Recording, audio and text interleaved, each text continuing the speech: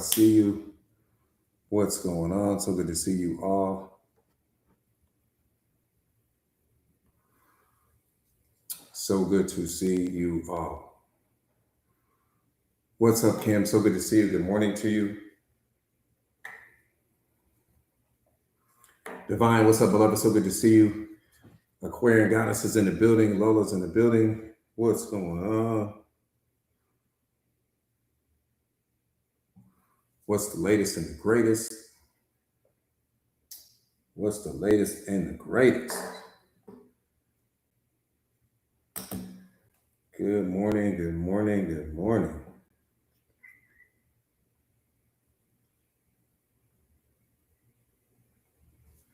Good morning to you all. Prashana, I see you. Valerie, what's up, Valerie? That's that part right there, the kingdom mentality all day. You said you're having a hard time getting into yeah, send me a message inside of the community and we'll get that taken care of. Yeah, no problem. Send me a message inside of the community. I got you. Again, good morning to you all. Peace and blessings to you all. Sefe, so good to see you, my brother. I'm so happy you going live. You and Musa, I love what you guys are doing. You guys make a great team. You guys make a really good team. So I'm so proud of you guys for that. Joanna's in the building. What's up, beloved?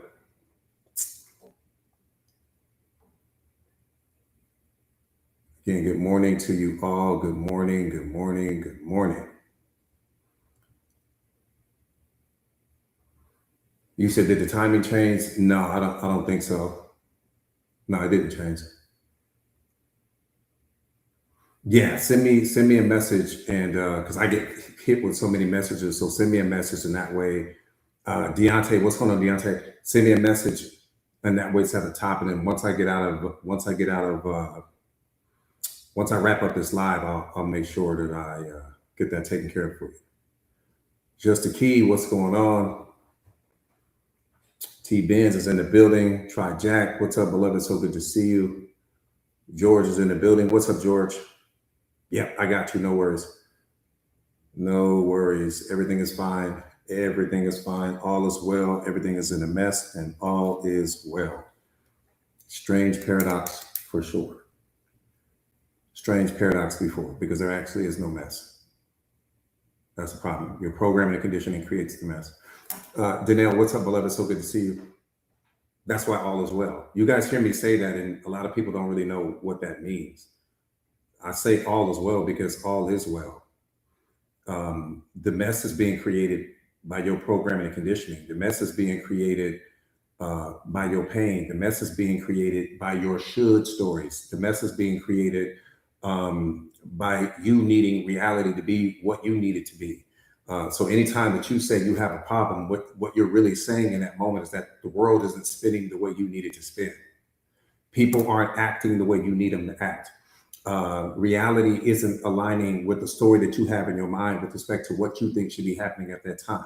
So anytime that you say that you have a problem, that's really what you're saying.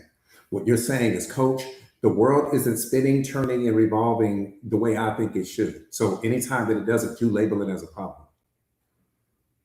There are no problems. That's what you don't understand. There are no problems.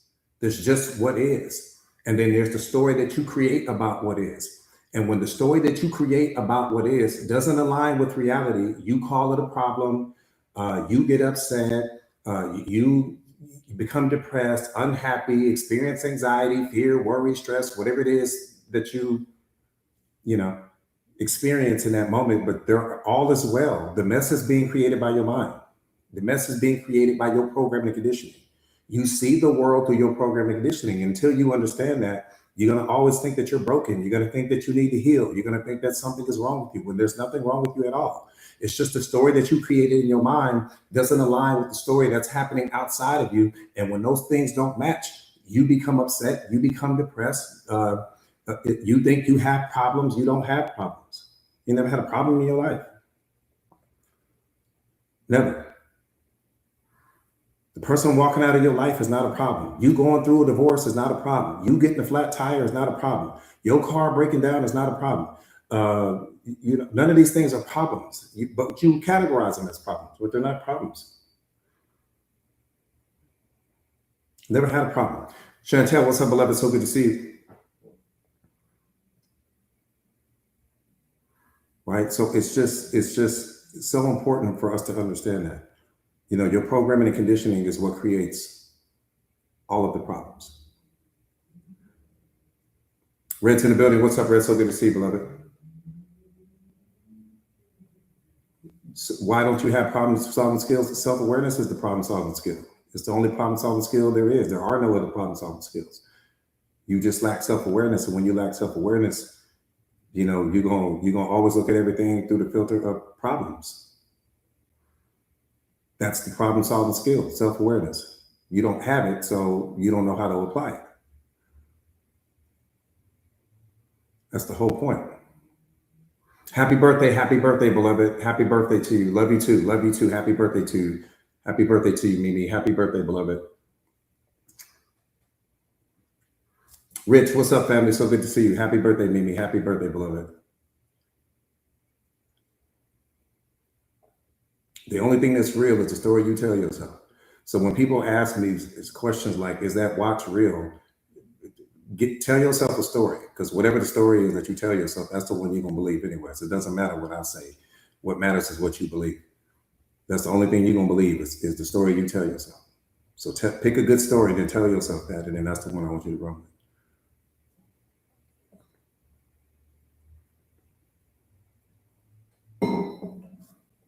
What's up, Kev? So good to see you, beloved. I'm just being real. It don't matter what you tell people, because the moment you tell that person something, they're going to tell themselves a story about what you just said. And the story that they just told themselves is the one that they're going to believe. So don't stop explaining yourself to people. The moment you start explaining yourself to someone, based upon what you're explaining, that has to be filtered through their beliefs. It has to be filtered through their programming and conditioning. It has to be filtered through their assumptions. It has to go through all these filters. And by the time it passes through all of these filters, they're going to create a new story based upon the story that you just told them. And the story that you just told them, you won't have any control over what version of that story they come up with. So you just explained yourself to that person for nothing. Because no matter what you say in that moment, they're going to create a whole totally different story in their mind based upon what you just said. Sometimes that story will align with the story you just told them, and sometimes it won't. That's why I don't explain myself to people. I just tell you, pick a story. You're going to pick one anyway. Pick a story. And then when you finish picking the story, I'm gonna agree with whatever story you pick. I'm telling you, you got to master your understanding of people, and then you won't be stressed out, you won't be upset, you won't be frustrated, you won't be anything. I just tell people, pick a story. Who are you? Pick a story. Because I'm going to be whoever you say I am anyways. Doesn't matter what I say.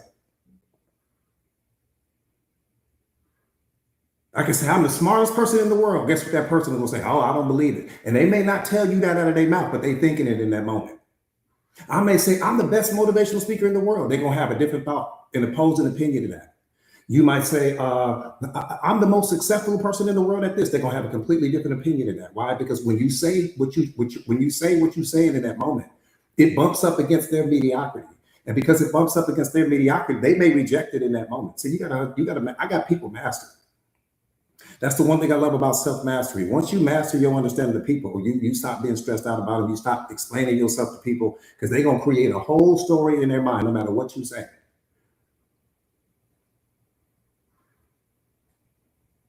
The moment you understand that, you could literally be the best author in the world. And the moment you tell that person, yeah, I'm the best author in the world. Oh, I don't know about that. What about Tony Robbins? What about this person over here? What about that person over there? You could tell that person and literally be telling the truth. I wrote the most powerful book in the world. But what about the Bible? What about this over here? But what about, they're going to create their own story anyways. That's why I tell you, stop explaining yourself to people. Tell people to pick a story, because that's exactly what they're going to do. Pick a story about whatever it is you believe. Whoever you think I am, that's who I am. Because that's who I'm going to be anyway. I'm going to be whoever it is you say I am.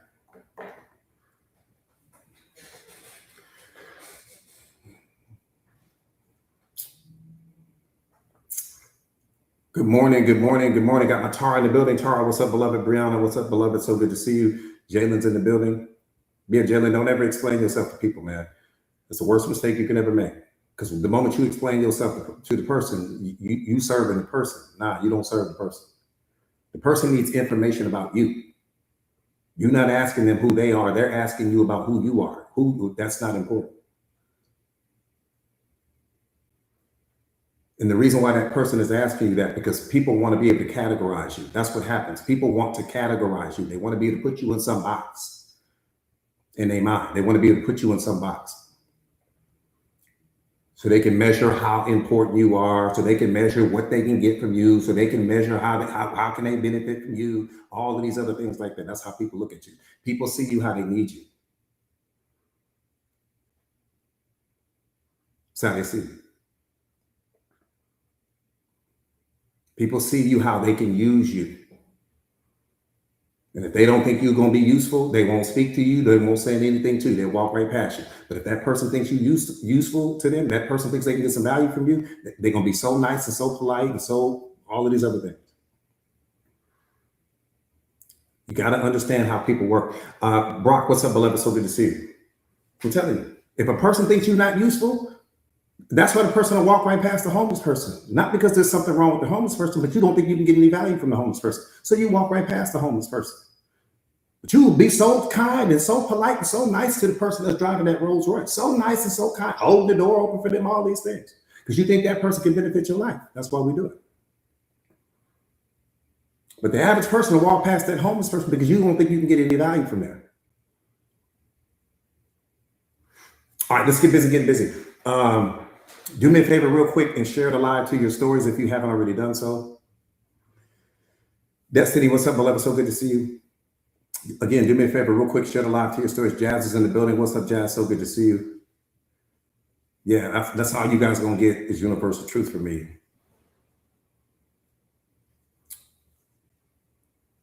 Again, do me a favor real quick, you guys, and share the live to your stories if you haven't already done so. Let's get the likes up, you guys, so that we can get the medicine out. Sabrina, what's up, beloved? So good to see you.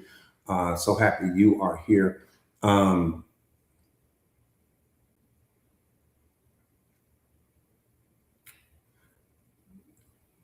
You said, who was I before? Who was I before I became this version of me? I was the best at being the worst. That's why I rock with God the way I do, because I was the best at being the worst. And that's not bumper sticker talk. That's not a play on words. I was the best at being the worst version of myself, the best in the world.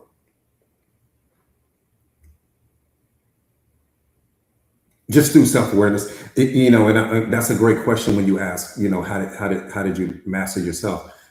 A beautiful question, beloved. Beautiful question. That might be the most important question I've ever been asked. And the reason why is because I think so many of my students are struggling there because we think that reading something one time or two times, you got it. You don't have anything. Mastery takes repetition. Mastery takes you taking something. It's the Bruce Lee philosophy. If you think about it, what's better for me to learn 10,000 different kicks or for me to take one kick and master it 10,000 different times, right? That's what's the best thing in the world for you to do is to take one thing and master that one thing. And then you take something else and you master that other thing. So many of my students, you guys, I write because see, my students get consumed with so much information from me. Here's the problem. They're just consuming information. They're not mastering the information they consume. That's the problem. You read it one time, you read it two times, and then you set it down. You have nothing. You don't have anything. I read my own book 1,000 times before it was ever in book format. 1,000 times. That's why it's perfect. I read the book 1,000 times. Why? Because there's so much you don't understand. You have decades and decades and decades of programming and conditioning, beloved. Your little one or two or three times of you reading something isn't going to do anything for you. You might as well not read it at all. Let me tell you why. Because you have so much information that you are consuming throughout on a day-to-day basis. Your mind, on average, processes 1 million bits of information that's happening all throughout the day. So you got all of this information that you did. So you might read the book and then you set the book down, but then your significant other's talking to you, your kids are talking to you, the TV is talking to you, the people at your job is talking to you, the reality is talking to you, all these people, your friends talking to you, your family talking to you, and then all of that information gets pushed to the background of your mind. And it's not that you're doing this intentionally. I'm just telling you, doing anything one or two times, you ain't doing nothing. You got to read that book. Read that book 1,000 times. You're going to become the book.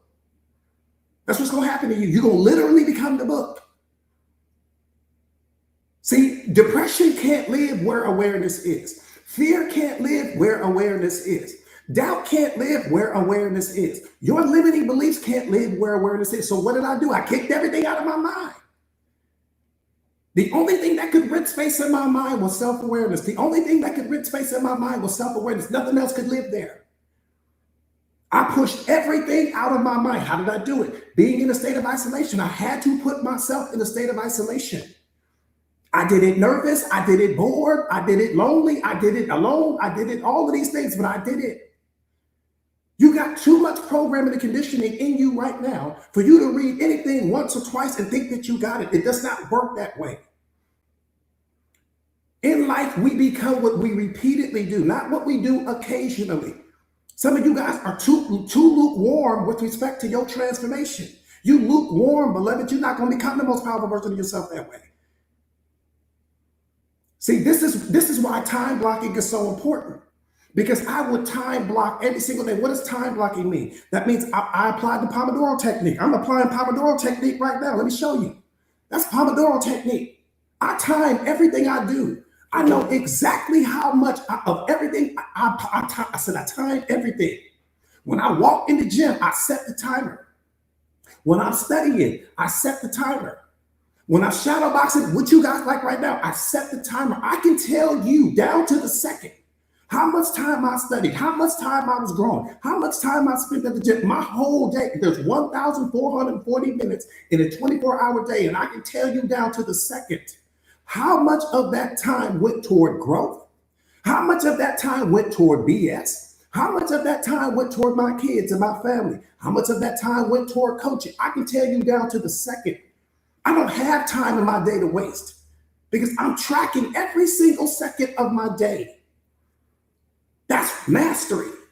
Some of you guys, you don't know how much time you studying, how much time you growing, how much time you BSing, how much time you procrastinating, how much time you binge watching Netflix, how much time you talk on the phone about something that got nothing to do with your growth. You don't know.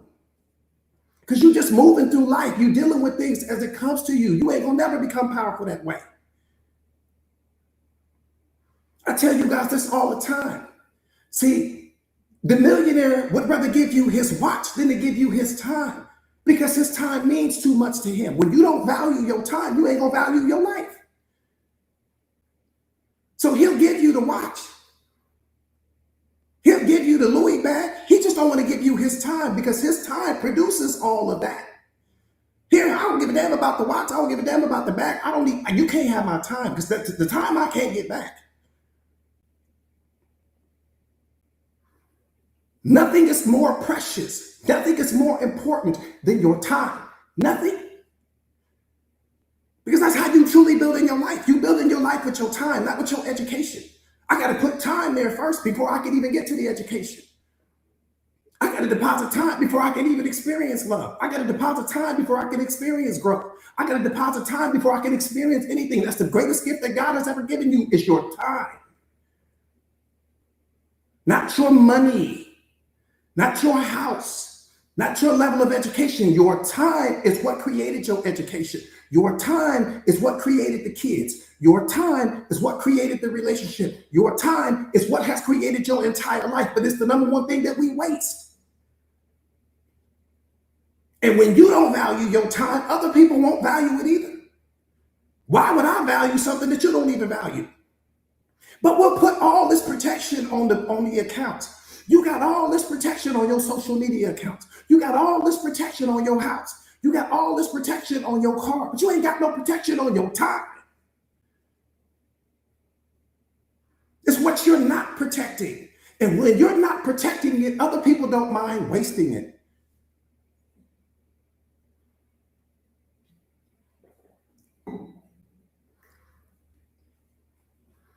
That's all you got is time. You ain't got nothing else.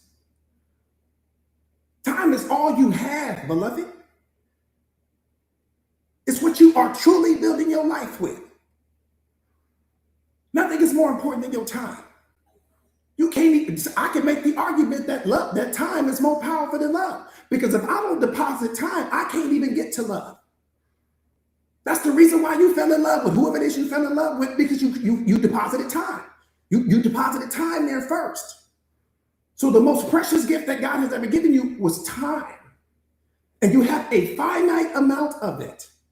I can't even get to respect until I deposit time. I can't get to knowledge until I deposit time. I can't become the most powerful version of myself until I deposit time. So what's more important? My time. And the day you start valuing your time, the same way you value your money, your whole life gonna change.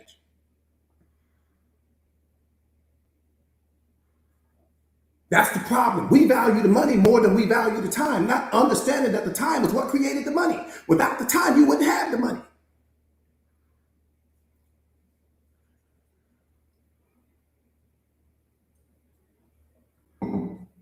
Time is like, I don't know why they don't respect the hell out of me, coach.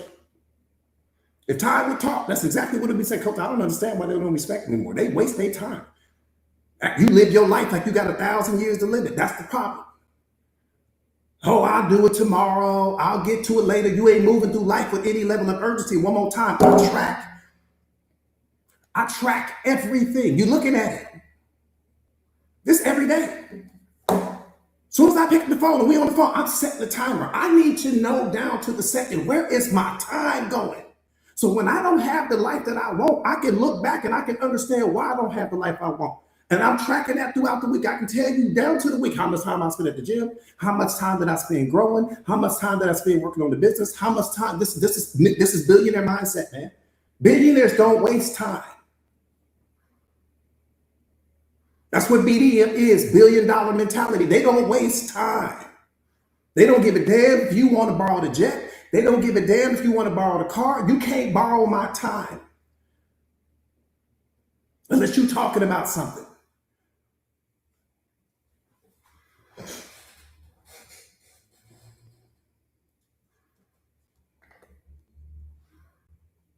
There's nothing more important than your time. And you have some, and I'm going to tell you why you should value it. Because you don't know how much more you got left of it. That's the number one reason why you should place 5-star value on your time, because you don't know how much you got left. You don't know how many more heartbeats you got. You can have 1 heartbeat left or 1,000,000,000. You don't know. That's the number one reason why you should place an abundance of value on your time. What you mean you in some relationship and you wasting your time? What you mean you at some job that doesn't satisfy you and you wasting your time? What you mean that you ain't working out all these things, you ain't taking care of the asset? What do you mean?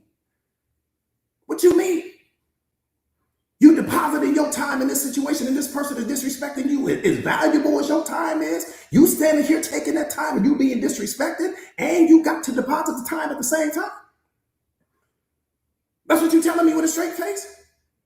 I got to take the most precious resource that I have and I got to deposit it into this relationship where I'm being verbally abused, disrespected, walking on eggshells, and it's costing me my time, something that I can't never get back.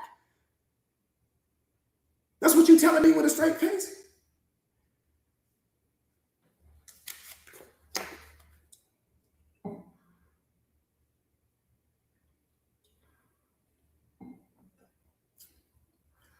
Cynthia, what's up, beloved? So good to see you. I appreciate the gifts, you guys. I appreciate the gifts. Thank you, thank you, thank you.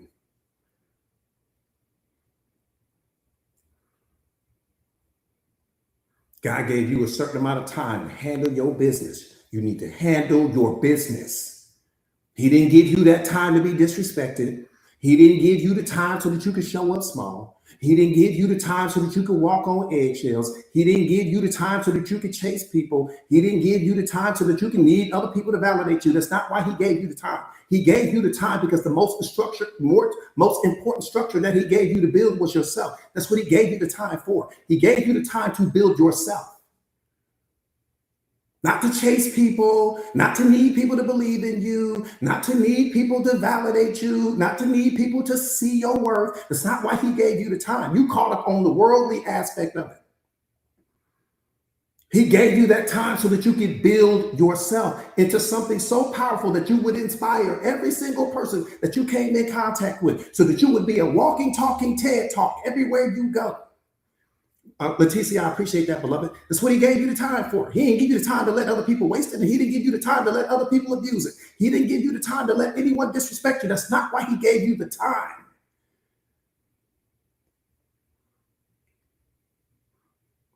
Not why he gave you the time. Let me give it to you in a way I know you won't miss it.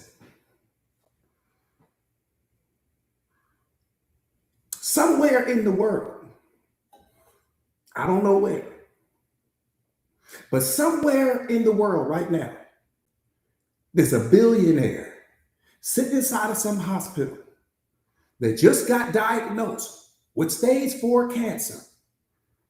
Let me tell you what he's thinking. He's not thinking about that money. He's not thinking about his mansions. He's not thinking about the real estate. He's not thinking about any of that. What he's thinking about is, how much time do I have left? That's all he's thinking about. And he would trade the billions. He would trade the private jets. He would trade the houses. He would trade the Armani suits. He would trade all of that just to get back the thing that we waste the most. He would trade everything he has right now to have the same time that you have access to right now.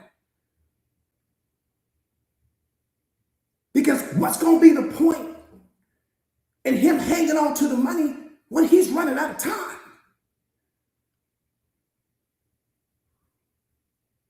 See, that's why God gave us death.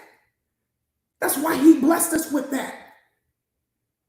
Death is not something that you're supposed to look at through a negative filter. And death is not the opposite of life. Death is a part of it. And God allows us to see that because it's the only thing that will make you value your life in that moment. It'll make you value your time in that moment. That's why he blessed you with that.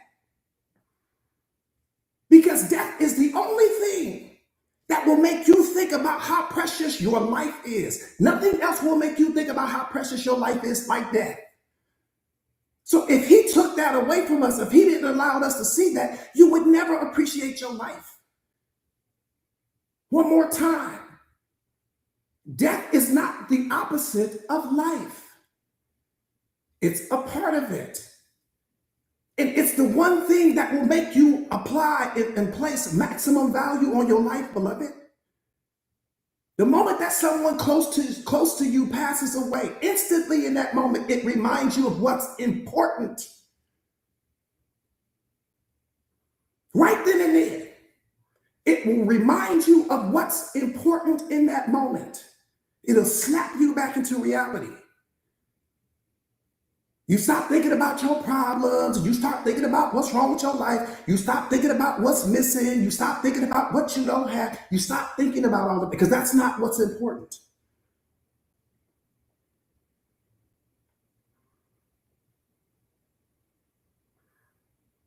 You don't know how many heartbeats you have left. That's what makes your life precious. Because you don't know. That right there is what makes your life precious. That's why self-awareness is so important. Because the self-aware person is moving through life with urgency. They're not wasting time. They're trying to build. They're trying to leave a legacy. They're trying to impact as many people as they possibly can. This is why I show up every day like I do. I don't know how many more of these I got. I ain't got time to waste one of them. That's why I deposit the information into the community the way that I do, because I don't have time to waste it. I don't live my life like I got 1,000 years to live it. I don't. I got this moment right here. I know for sure that's what belongs to me. I don't have the next moment, but I have this one. It's the only thing in your life that belongs to you right now is this moment. Everything else is just an extension of things that you have built with previous moments. That's it. That's all. Get out of your illusions. Get out of your fantasies. Everything that's in your life right now is only a reflection of things that you have built using the moments that God has given you. Now you got to look at your life. You might have a bunch of things in your life. You might not have much at all. It's not important what you have. What's important is who you are becoming, not what you have. Because as you become more powerful, you're going to be able to build more. You're going to be able to create more impact. You're going to be able to change more lives. You're going to be able to help more people. That's the whole point. To build you, not to build things outside of you, to build you. Because you are the only asset that God created that has the power to transform people. The book is not what transformed you. The person that wrote the book is what transformed you. The college itself is not what transformed you. The person that designed it is what transformed you. Because had that person not designed it, you would have never been transformed through your college or through that book or through some self-help course that you have taken. Understand that.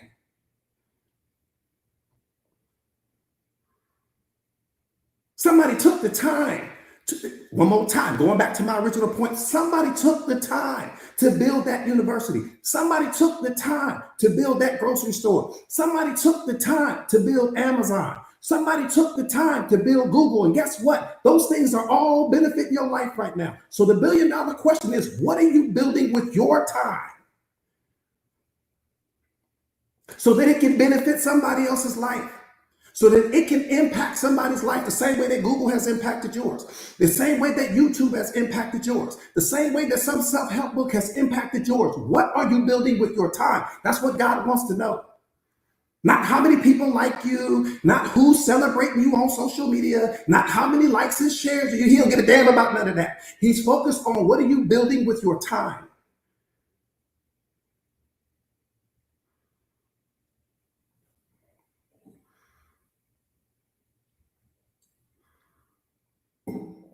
Period.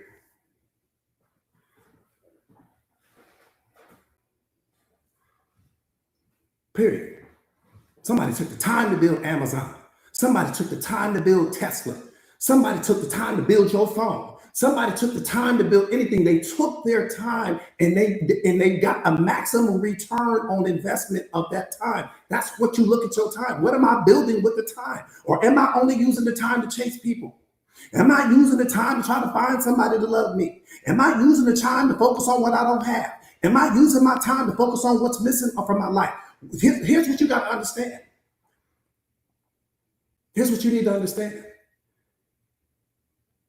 You're either using your time right now to build the life that you want, or you're using your time right now to focus on the life that you don't want. But the time is being used regardless.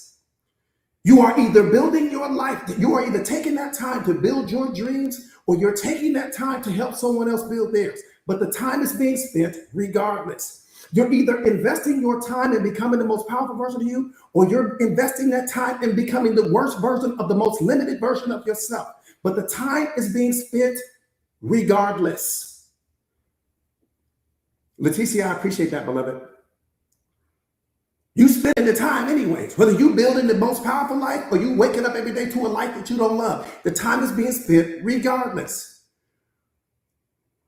You either spending your time becoming the best version of you, or you spending that time becoming the most limited version of yourself. But the time is being spent regardless. So since you're spending the time anyways, why would you not be spending that time becoming the most powerful version of yourself? If I'm going to spend it anyways, I'm being charged anyway. That's what God is trying to wake you up to. He's like, you being charged for the time. You do realize that. Whether you sitting around wondering why somebody stopped loving you, you being charged for the time.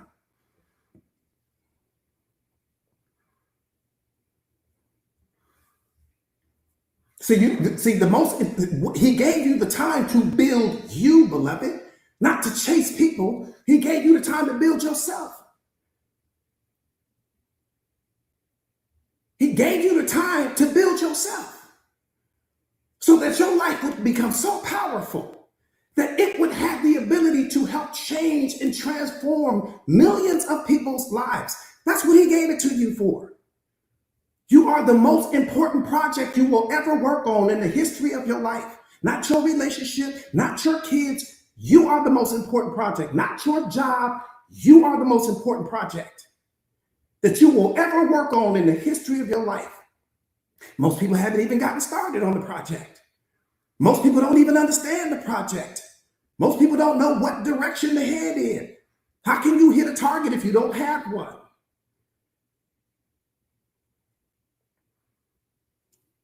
How can you change what you haven't acknowledged needs to be changed?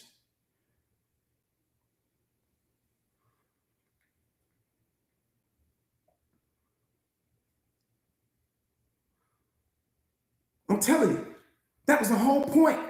That's why Jesus was a beast. Jesus was a beast because he took his time not to go get mansions, not to go get all these other worldly things. He didn't take his time for that. He took his time and transformed himself into something that when you would meet him, you would become transformed as well. That's what he did with his time, but that's what God gave it to us for. Your success is not measured on what you have. Your success is measured based upon who you become. I appreciate that gift, beloved. I appreciate that. I appreciate that, beloved.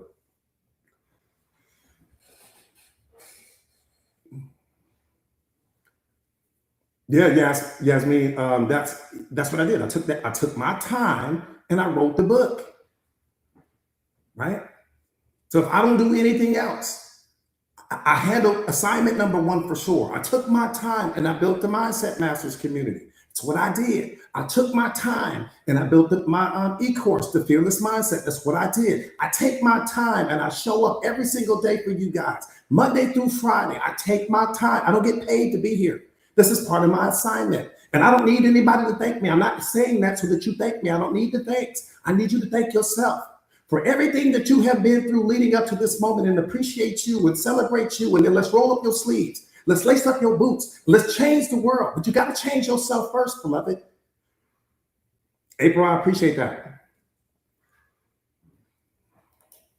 Yeah, that DST is real. That divine standard timing is a real thing. Again, do me a favor real quick, you guys, and share the live to your stories if you haven't already done so. Miss Thing, I appreciate that, beloved. Share the live to your stories if you haven't already done so.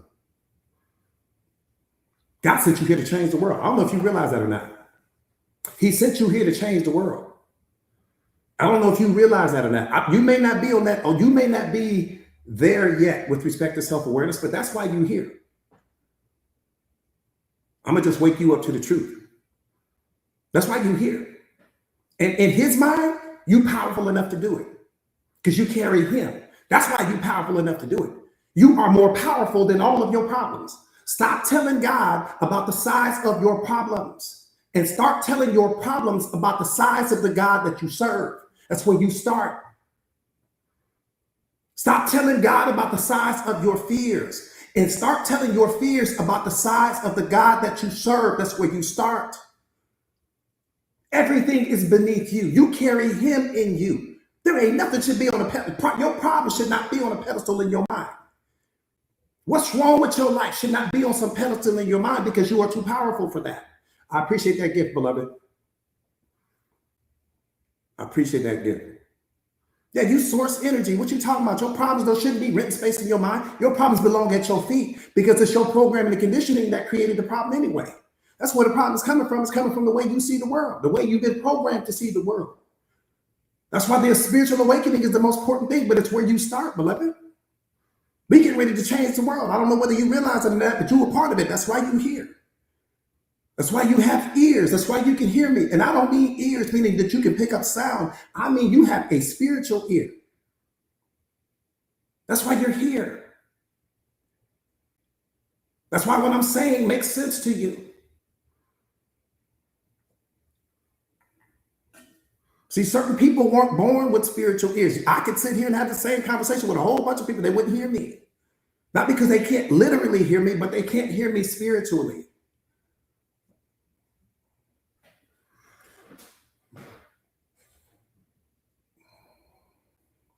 What's up, Dave? So good to see you, beloved. Yeah, I tell you guys, this is why I tell you guys, don't waste your time trying to explain, your self-awareness journey to your family and to your friends and to all these other people. don't waste your time. And I don't mean don't waste your time, meaning that in a way where you are being insensitive, but I'm saying because they may not they may not have the spiritual ear to hear what you're saying, and you may waste your time.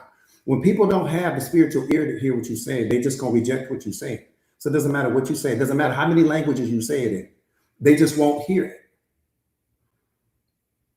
Yeah, they're gonna call you delusional or whatever the case may be, you know. But what delusional and awareness means is that you're thinking in ways that other people aren't accustomed to thinking. So anytime that you start thinking in a way that they're not used to, because they only think within the confines of their program and conditioning, anything that's outside of their program and conditioning, they're going to reject that. Well, here's the problem. Their programming and conditioning is limited, beloved. They are super limited. So they should call you that. The person that built Amazon was delusional. Nobody ever thought that he would be able to do that. The person that built Uber literally went to Gary Vee. If you don't know the story about this, you should look this up. The person that created Uber, let me tell you what happened.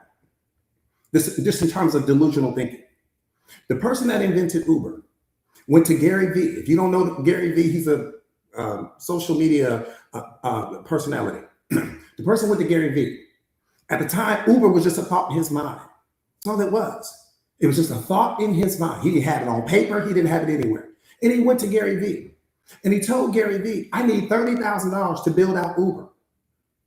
Uber we talking about. But there was no Uber at the time, beloved. Now they're in an apartment in New York City at the time. And as they're sitting in this apartment in New York City, Gary Vee is looking out the window and he sees a sea of yellow taxi cabs. It's taxi cabs everywhere. And Gary Vee told the man that built Uber, he said, you mean to tell me that you think that some person is going to want to get into a stranger's car? Look outside the window. There's taxi cabs everywhere. Why would a person ever want to sit inside of someone else's car that they don't know? Do you know how weird that is? Do you see how delusional you are? And lucky for us that the man that built out Uber didn't get shaken by that. He didn't get rattled by that. And he went and found funding somewhere else. And Gary Vee says to this day, that's the worst mistake in the history of worst mistakes. He said, I've made a lot of bad mistakes, but none greater than that one. I had an opportunity to own 50% of Uber, and he turned it down. Delusional thinking. They thought Jeff Bezos was delusional. They said people love to go to the bookstore. What do you mean? People love to hold the books because Amazon started as an online bookstore. They started out selling books. They weren't selling products and all of these other things. They started selling books. And the man from Barnes & Noble, the CEO of Barnes & Noble at the time, offered him $1 million. He said, I'll buy you out right now. But he said, no. Turn that offer down. Now look at Amazon now. They're $1 trillion company. But he almost settled. His wife told him, Jeff Bezos' wife told him, sell that company, get the $1 million because they were in debt at the time. He had leveraged his parents' $300,000 retirement fund. So if Amazon doesn't work, his parents going to be in trouble. They're going to be broke. That's all the money they had. But they believed in his vision. They're billionaires now. This is what I'm saying to you. You can't let people that you meet with that limited programming and conditioning tell you that you're delusional or tell you that your thinking isn't what it needs to be, and you stop listening to people. Every single person before I wrote my book tried to tell me how I needed to write it and what I needed to do. I didn't listen to anyone. I listened to God. I didn't listen to people. And that's why the book is a masterpiece. Because I didn't listen to people. They wanted me to put my story in the book. I said, no. And lucky for me, I didn't. It would have ruined the book. Ruined it. So that's why I'm saying delusional thinking just means that you're thinking in a way that's outside of the line of your programming and conditioning. You're thinking outside of your programming and conditioning. And anytime you come in contact with someone that's thinking within the confines of their programming and conditioning, that's what they're going to call you. They're going to call you delusional. Why? Because they don't have the capacity to think that deeply. That's why God gave you the vision. He gave it to you. He didn't give it. Wasn't some group chat.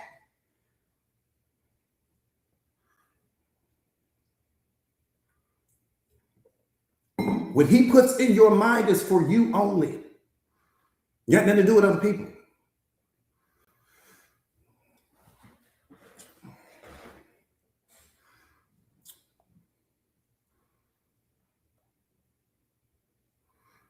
That part right there, beloved, listen to him and not them. That was a bar right there.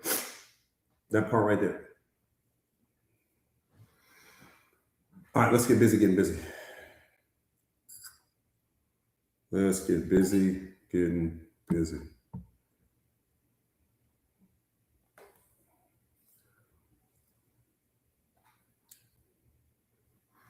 What's up, Wendy? So good to see you, beloved. Again, I appreciate the gifts, you guys. Do me a favor real quick before we dive into this live. Do me a favor and share the lives to your stories if you haven't already done so. Alonzo, you're so welcome. Missy, I see you.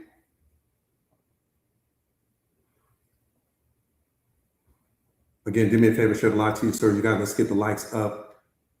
Know my worth. I see you, beloved. Let's get the likes up so that we can get the medicine out. Because I'm getting ready to take you to the bottom of the ocean real quick. You're gonna need to hang on tight for this one. Dubai's in the house. What's up, brother? So happy that you could join us. Thank you for joining us. Thank you for joining us. Boom, let's go.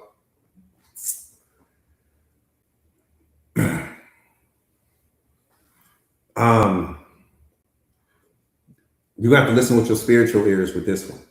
Your programming and conditioning, you won't pick up what I'm saying. Your worldly education doesn't transfer over to what I'm getting ready to say next. This is spiritual intelligence at the highest level. It has nothing to do with worldly knowledge. You are a spiritual being. Worldly knowledge does not apply to you. That's great that people have come up with concepts and theories and philosophies about what you are and who you are. All of that's wonderful, but no concept carries the truth. Concepts only point us in the direction of truth. You can't be conceptualized.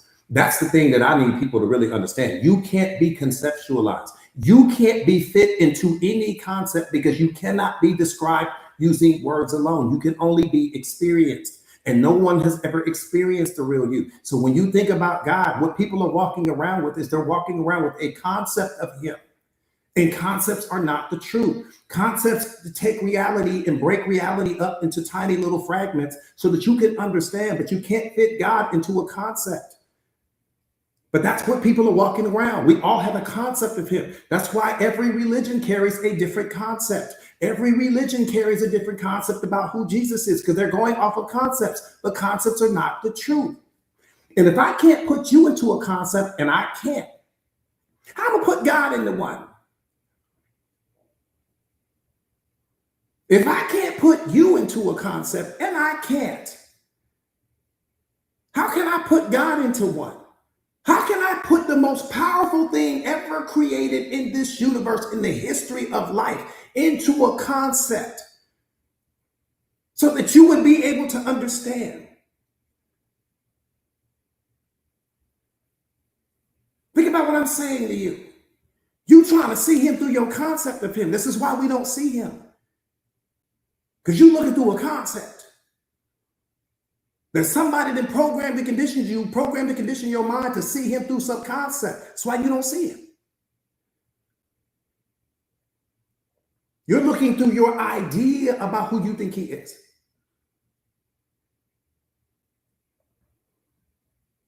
This is why I tell you guys, self-discovery. This is where you got to find him within before you can ever find him without. Once I find him within, I see him everywhere without. But if I don't find him in me first, I'll never see him outside of me. That's why self-awareness is so important, because it's the master key to you being able to see. I'm not talking about sight. We all have sight. I'm talking about being able to see.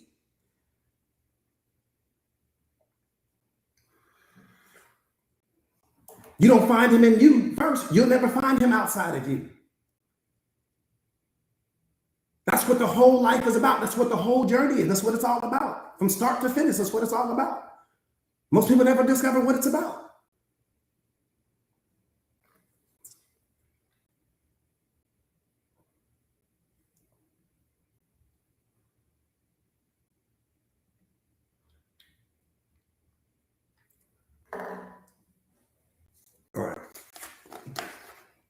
Let's get busy. All right, here we go.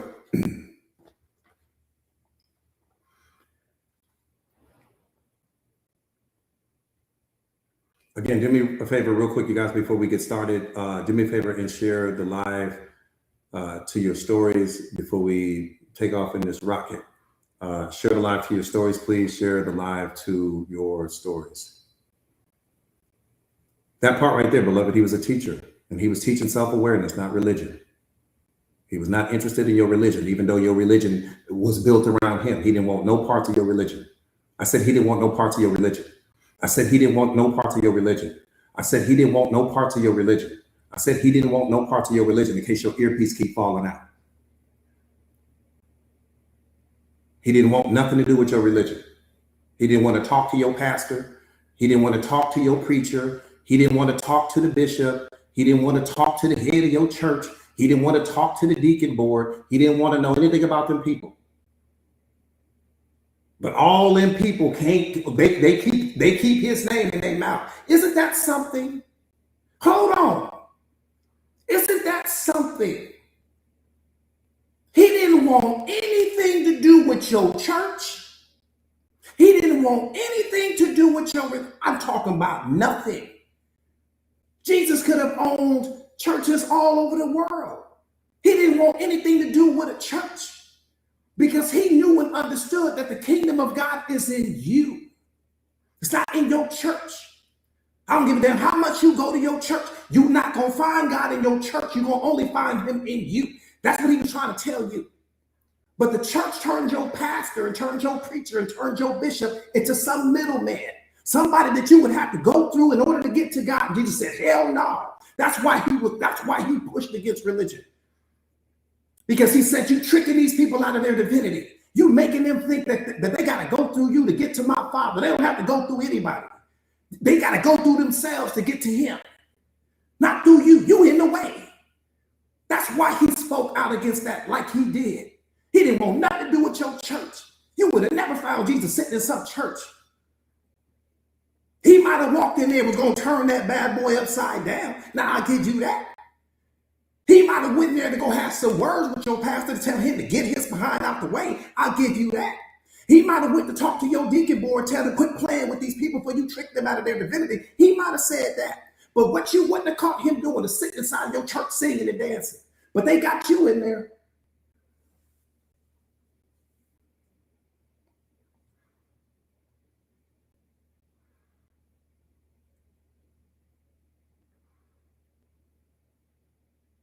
Isn't that something?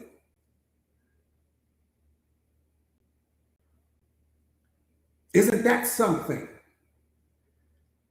I said, isn't that something? You mean to tell me with a straight face? He didn't want to have nothing to do with your church. If your pastor could talk to Jesus right now, he wouldn't want to talk to your pastor.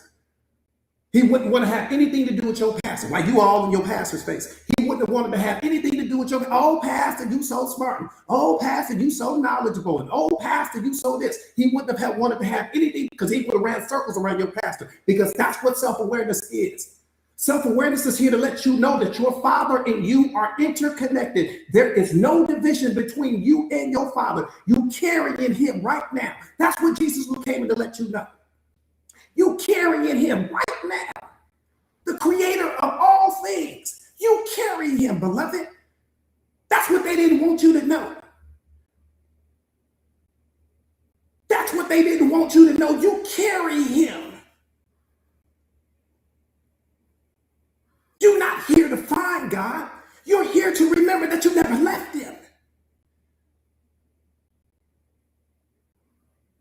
That's what the awakening is, to remember that you never left him, to remember that he sent you on a mission, to remember that you didn't come into this world by yourself. You came in with him. That's why he wasn't worried. He sent you into the world with no clothes on, wasn't worried at all. He had nothing. But you didn't have a stitch of anything on you. He knew you would be fine. Why? Because you're carrying him. That's why it didn't matter who your parents were. That's why it didn't matter what environment you were in. None of that didn't matter.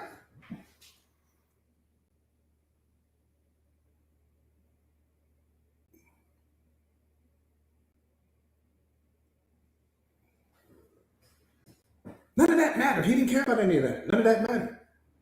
He said, she got me. What are you talking about? He got me. What are you talking about? But going back to my other point, it's mighty funny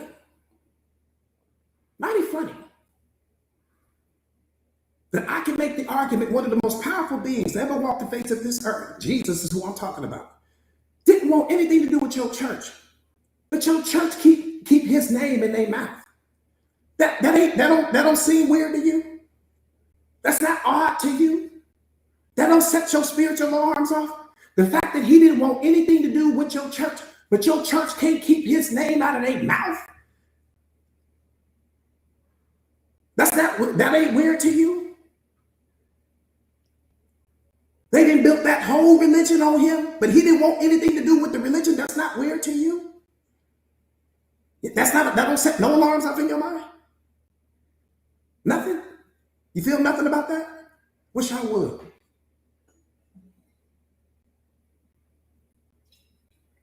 I said, I wish I would.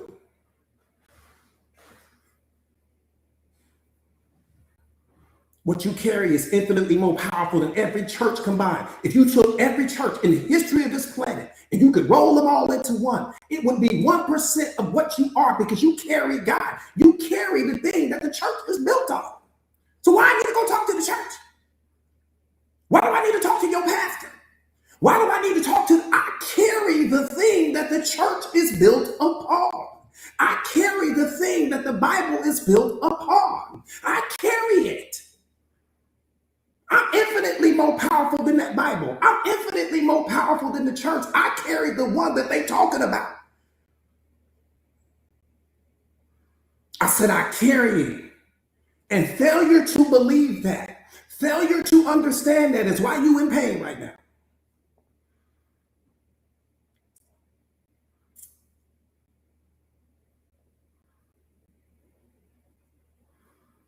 That part right there, Rich, is the only relationship you need. It's the most powerful one. All relationships is built on that one, because without that relationship, you ain't got nothing. Divine, I'm telling you, beloved, we carry you. What you talking about? That's what the Mindset Master community, that's what it's all about. That's why we all together, you guys. That's why we together. Because as we come together, the more of us come together that carry him, when we all spiritually aligned and mentally aligned and emotionally aligned, we become more and more powerful. We create more and more impact. Now, here's the thing. We all have a different purpose. That part I'll give you. That's where we differ. We differ because we all have a different purpose. The same way that the tools in your toolbox, every tool in your toolbox has a different purpose, but they are all valuable. You might have 50, 60, 70 different tools in the toolbox, but every tool in there is valuable for a reason. That's what we all about. So we all have some different purpose, but we all carry the same thing.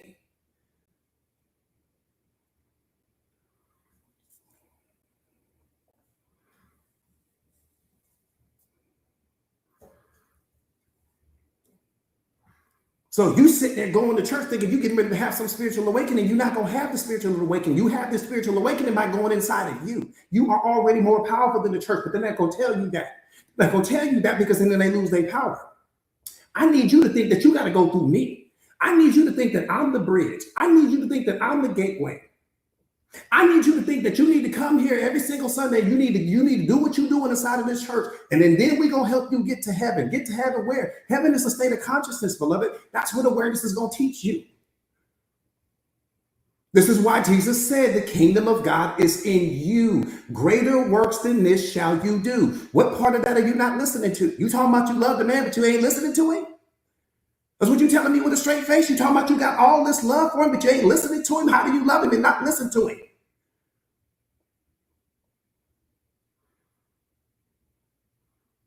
You talking about you love him, but your life don't reflect his life? That's what it's all about. Your life should be a reflection of his, but in your own unique way, based upon your temperament and your mentality and your attitude and your program ignition and all these other things like that. We claim to love him, but we just don't reflect what his message was.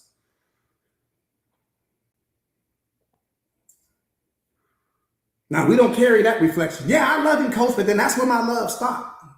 My love stopped right there. The moment I got to start moving in a certain way, my love stopped. Let me impress the world, coach. Let me impress a bunch of people that don't know me. Let me get some likes and shares, coach. Let me become popular. Let me become famous, coach. So all these people can talk to me and talk behind my back about me. Let me do that. Let me impress the world, not God. Just let me impress the world first.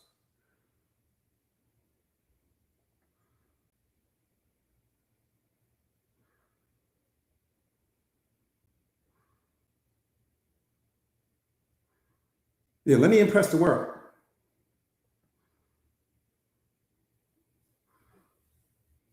I need to go viral first, coach, and then I'll be ready to move how Jesus is moving. Let me go viral first.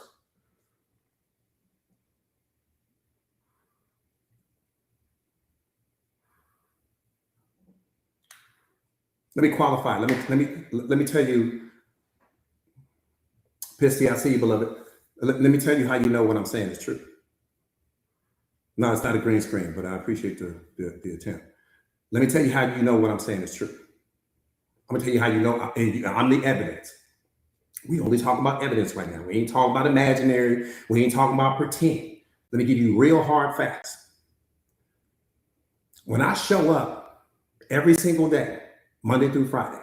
Well, let me back the car up a little bit. Let me back the car up a little bit. Let me back the car up a little bit. I tell you guys, I was the best at being the worst. That's not a play on words. That's not a play on words. I was living my life 100 miles an hour in the wrong direction. Every mistake you ever made, I'd have made it 4, 5, 6 times. Okay, and all of them. This is what I need you to understand.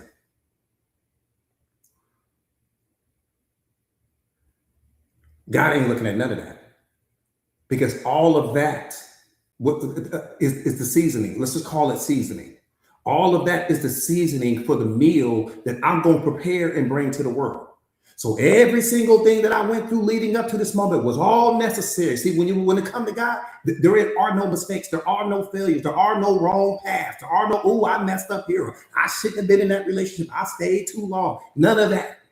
All of that is seasoning that's going to go inside the meal called you, that you're going to serve to every single person that you come in contact with. That's what Jesus did. That's what every single awakened person that has ever walked on the face of this earth, that's what happened to them. They were some of the worst. They were some of the worst people in the world by society standards. Now, let me freeze you on that thought. Let me freeze you on that thought. I could flood you right now. I could flood you right now with so many text messages, letters, emails from people that I have never had the pleasure of meeting that have said, Coach, you changed my life. Never met these people. In fact, if I was walking through an airport, I would walk right past them. I don't know them. And I don't mean I don't know them from the perspective of me being insensitive. I don't know them, beloved. But that's what I'm saying. When God transforms you, you're going to become, through self-awareness, you're going to become something so powerful that you're going to be changing people's lives all over the world, and you won't know how you did it. You won't know when you did it. You won't know what you were wearing. You won't know what you said. You won't know any of that. It's just going to happen. Just by you being exactly what you are, it's just going to happen. And that person going to say, you changed my life. You're going to be like, what did I do? Coach, you this, you that. And you're going to say, what did I do? Because you won't know. See, I tell you guys this all the time. A good is never so good as when one has no idea that you're doing good. What does that mean? It means that when you are changing people's lives, when you are impacting people's lives, and your ego is not involved. See, when your ego is involved, you keep in score. You're like, see, look at what I did to you. And I changed your life. And I did this. So God was real smart when he did that. He said, I'm going to transform you into the most powerful version of yourself, and you're going to be changing people's lives, but your ego won't be involved. You won't even know that you're doing it. And that's exactly what he did. And you won't know. Tens of thousands of people's lives all over the world that I've been able to impact. Me, coming up, growing up poor, single mother, government cheese, food stamps, living on Section 8, I'm talking about, had you seen the younger version of me, you would have never said that kid's going to change somebody's life one day. That kid is going to go out and change tens of thousands of people's lives all over the world. You would have never said that. Section 8, government cheese, food stamps, single mother, 4 siblings, broke as I don't know what. We were so broke we couldn't do that but pay attention. We could barely do that. That's all we could do was pay attention. But all of that was the seasoning. All of that was the seasoning, right? All of that was to help me become the version of myself that I am right now. Why do I say that to you guys? Because what you failed to receive as a child, you will give in abundance as an adult. And that's how it works. Whatever you didn't get as a child, once you become that adult version of yourself, you're going to give that in abundance to every single person you come in contact with, because you know what it's like to not have it. That's why he put you through certain things, because you would be able to relate with certain people. It's all predicated on the gift that you carry. So all these things that you thinking, I wish that didn't happen to me, and I wish I had my dad around, and I wish my mom wasn't on drugs, and I wish, all of that is a part of the seasoning, beloved. So I'm trying to get you to understand. The moment you stop rejecting your life and you start accepting it with radical acceptance, and you understand that everything that you went through prepared you for this moment, which is going to put you in alignment and put you in a position to change lives all over the world. Like I've been able to do, like Buddha's been able to do, like Krishna's been able to do, like Lao Tzu's been able to do, like so many powerful people have been able to do, that have had the spiritual awakening. You were created to transform lives, not chase them. Period.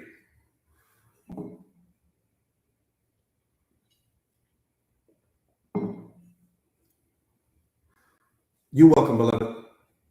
You're welcome.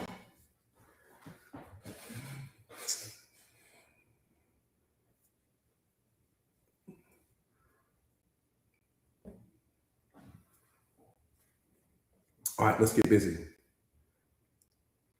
Yeah, I tell you guys this all the time, and you know, I feel like I say it too much, but you can never say it enough. You know, the day that you decide that you are good enough for you, exactly as you are right now, is going to be the most important day of your life. I said the day that you decide that you are good enough for you. I didn't say the world. I didn't say for your significant other. I said the day that you decide that you are good enough for you, exactly as you are right now. I'm talking about mentally, emotionally, and spiritually. The day you get to that place is the day that your life truly changes. The day that you stop rejecting your pain. The day that you stop rejecting the wounds. The day that you stop telling yourself the story that you need to heal. The day that you stop telling yourself the story that something is broken in you. The day that you forgive your parents for not being self-aware and emotionally intelligent and all of these other things that they were lacking at the time when they had access to you. The day that you stop pointing the finger at everyone. The day that you radically accept every single thing that has happened to you leading up to this moment, all of the heartbreak and all of the failure and all of the people that let you down and all of the people that betrayed you, all prepared you for this moment, beloved, for who you are getting ready to become. You got to get to that place first, because if you don't get to that place mentally, emotionally, and spiritually, you'll never have your awakening. It'll never happen for you.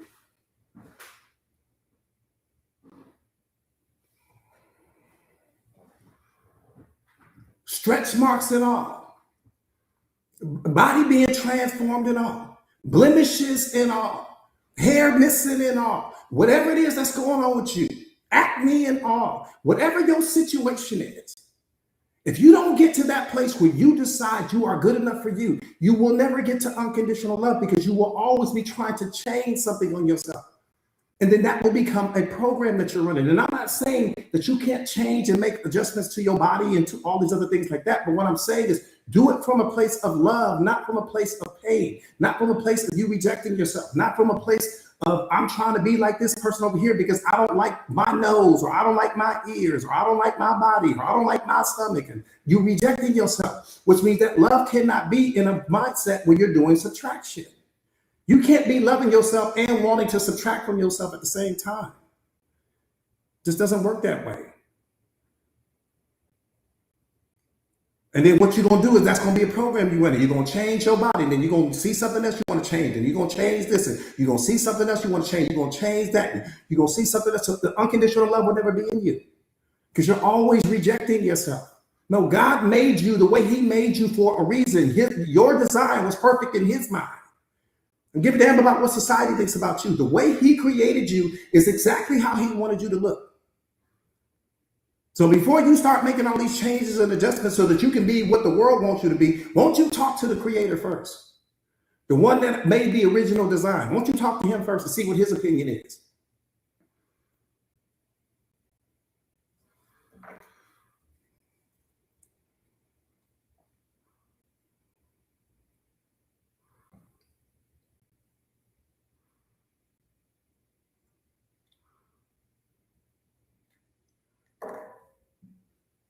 That you got to get to that place first, beloved, mentally, emotionally, and spiritually. If we don't get you there first, man, we in trouble.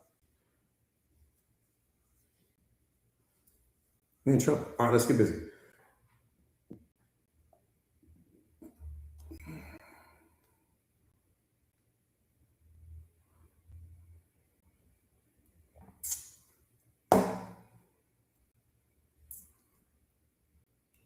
I tell people all the time, whatever you don't like about me, talk to God. Stop talking to me. I didn't create the design.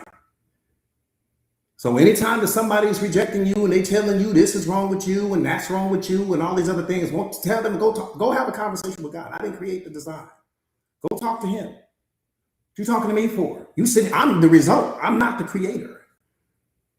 I'm the result. So all that, oh, you need to change this and oh, look at that and ooh, you this and ooh, you that. What are we talking about here? Go talk to the creator. Talk to him. If you bad, you got all that in you. You so bad that you can talk to him. Go talk to him. See what happens.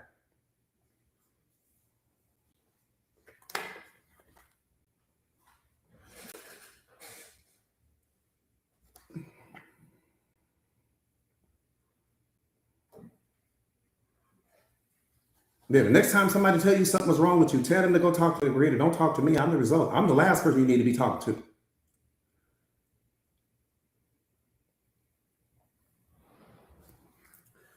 All right, let's get busy getting busy.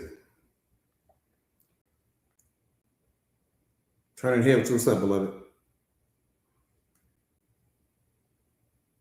Yeah, that's what, and you need to say it with every fiber of your being. What are you talking to me for? Go talk to him. I'm the result. Talk to him. That's what I tell people when they ask me them dumb questions. Talk to him. Stop talking to me about stuff that I didn't have no control over.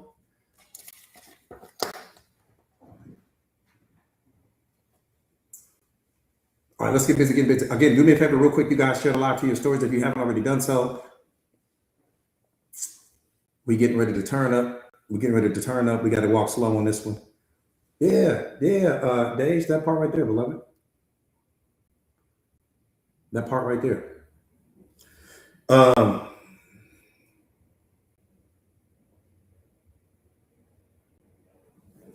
Everything is you pushed out. Is there anyone? You're welcome. You're welcome, beloved. You're welcome. User 636, you're welcome. Is there anyone that doesn't understand what everything is you pushed out means? Is there anyone that you're just not familiar with that concept? I got you, Jessica. I got you, beloved. Is there anyone? Okay. Yeah, type me if you just don't fully understand. And I think that this could arguably be the most important conversation you ever have, not because I'm hosting the conversation, but because it's going to bring you to, I can make the argument, the deepest understanding of who you are, right? And how life works and how reality works. Lola, I appreciate that, beloved. Okay, Grace, I see you.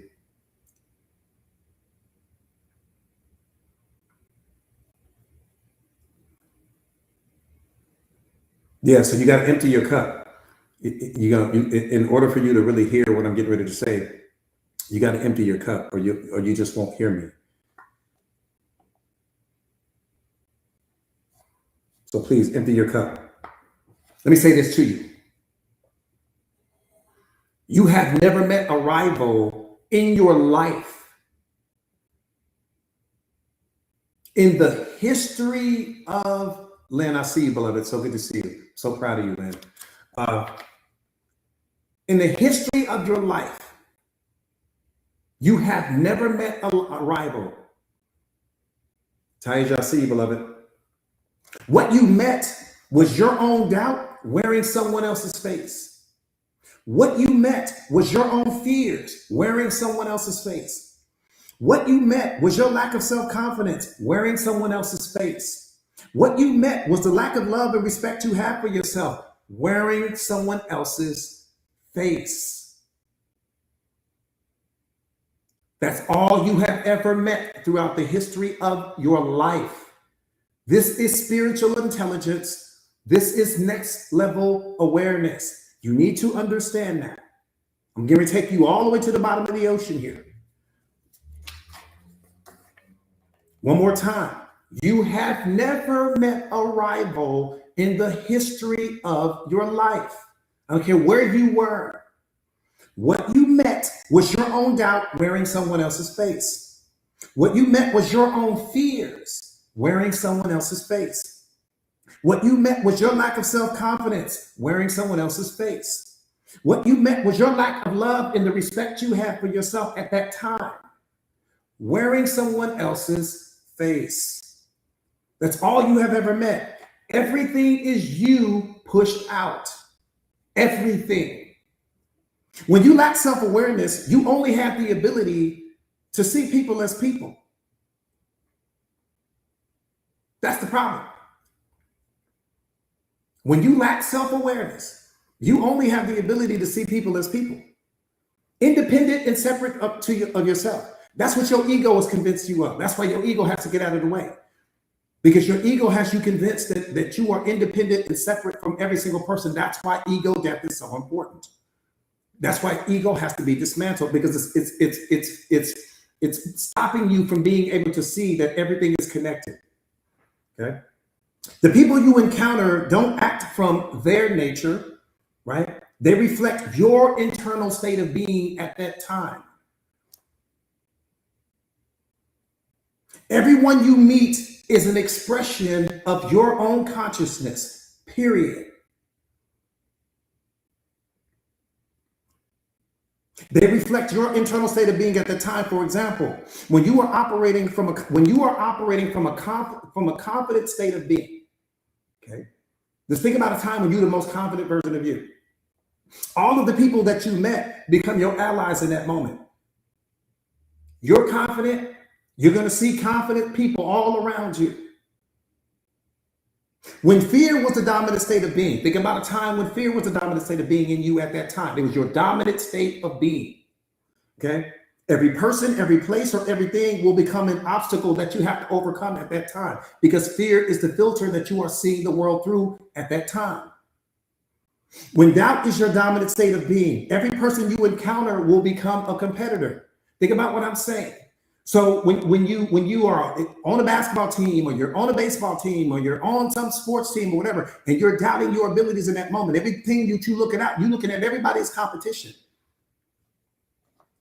And here's what's critically important for you to understand. They don't become competitors because they decided to. They become your competitors because that's what you're needed to snap you out of that particular vibrational frequency at that time. They are only a reflection of the frequency you carry in that particular moment.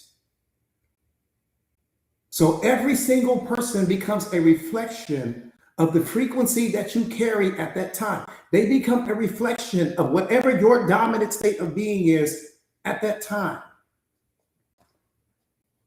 And that state that you were operating from at that time wrote the role that they needed to play in your life.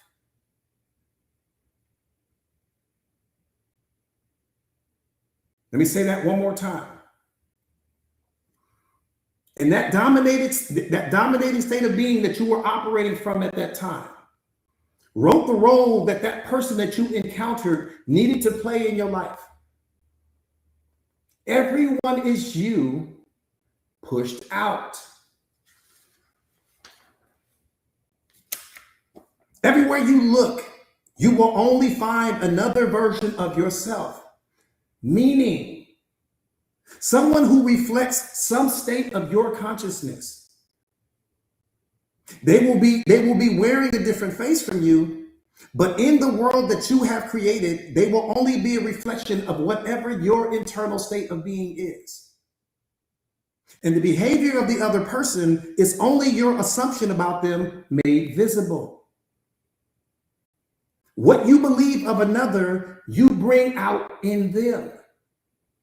See, and that's what's so important for you to understand. Because whatever it is you believe about that person, you will only see what you believe.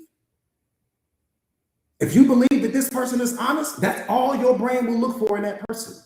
If you believe that this person isn't trustworthy, your brain will only show you evidence to validate that, to support that. Whatever you see in that person, or whatever you believe about that person, if you believe that this person is a cheater, that they cheated on you, your brain will only look for evidence of that. You believe that they sneaking around, they doing something extra, your brain will only show you evidence to support whatever it is you believe to be true. Because that's your dominant state of being at that time. Because when people enter your energy field, they are entering your world. You're not influencing anyone and you're not manipulating anyone. You are simply becoming aware of who you really are through them. This isn't about controlling others. It's about realizing that others were never separate from you to control.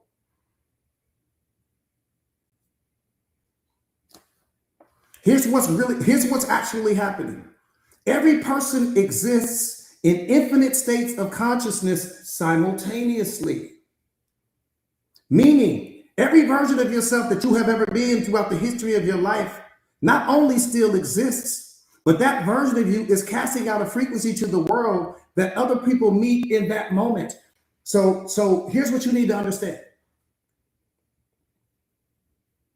Every single version of you that you have ever been throughout the history of your life, you still are right now. Every single version of you since the day you were born, every single version of you that you have ever been throughout the history of your life, you still are right now. Okay, well, what's the problem with that? Some of those versions of you showed up small. Some of those versions of you may have gotten bullied. Some of those versions of you may have gotten abused. Some of those versions of you may have been disrespected, right? May have been violated somehow, some way. So even though you're not having that experience right now in this particular moment, you still have all of those different versions of you that still need to heal. Different versions of you that got the disrespect, that felt the pain. They're still carrying the pain. Think about yourself like a radio. Think about yourself like a radio.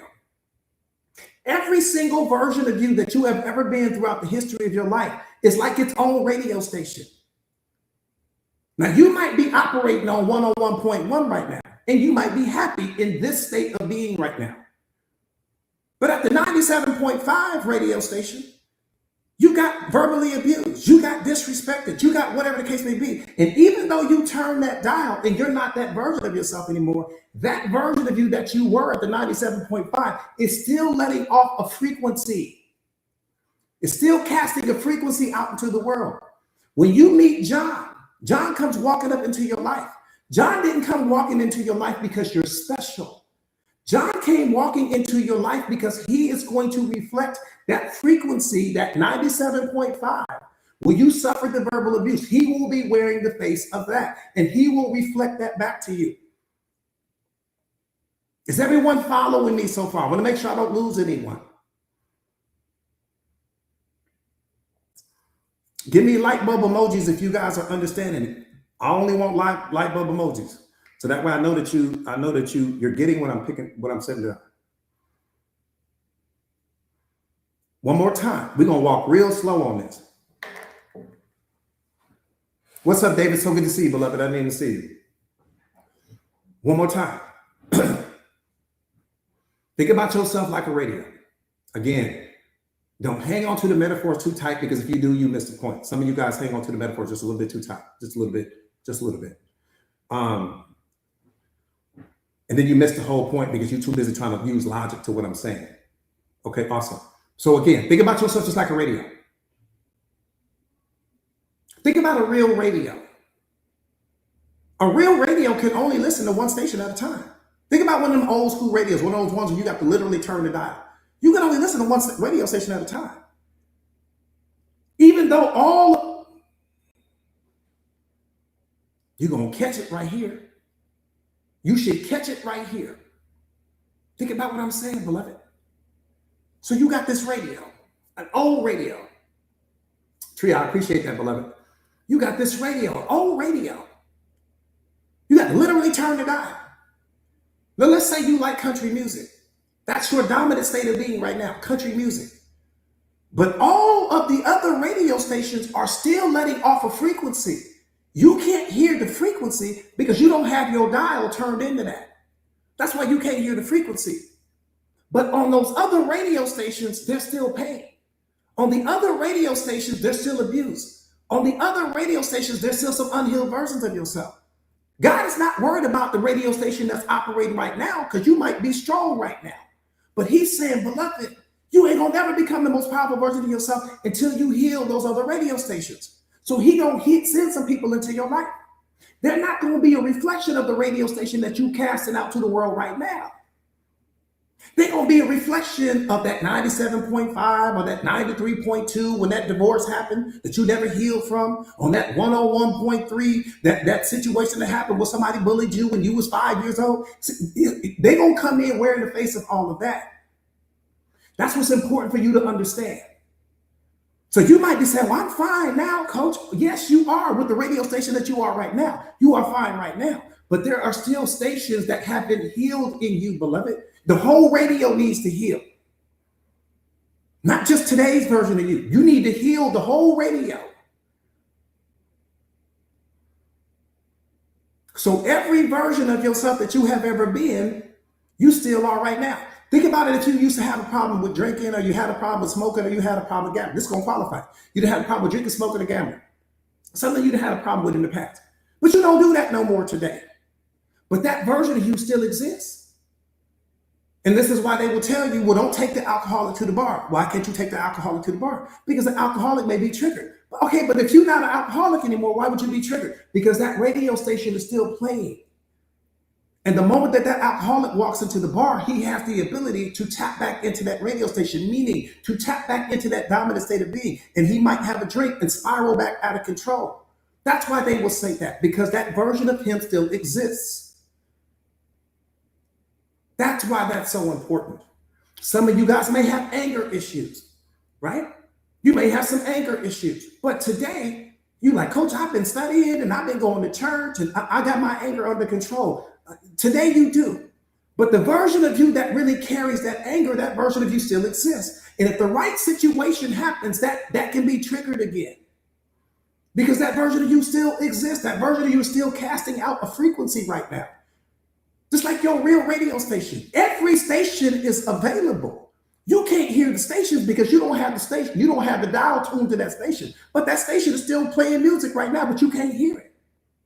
I'm talking about your real car. If you get your real car, you got it on 93.5. Every radio station is casting out a frequency at the same time. You can only hear the one that you tuned into, but you can change that dial at any moment. And that's what God is trying to wake you up to. You're like the radio in every unhealed version of you. So this is how the relationships become toxic. This is how we settle for less. This is how we tolerate things that we shouldn't, because you bring that person into your life. They come in wearing the face of one of those stations that you didn't heal. In your mind, you think they focus on the version of you that you are now. No, they came to show you where the work is. They came to reflect where your pain still is. And they're going to reflect that back to you. Once the honeymoon phase is over and the real relationship starts, they'll start to reflect that back to you. That's what's important.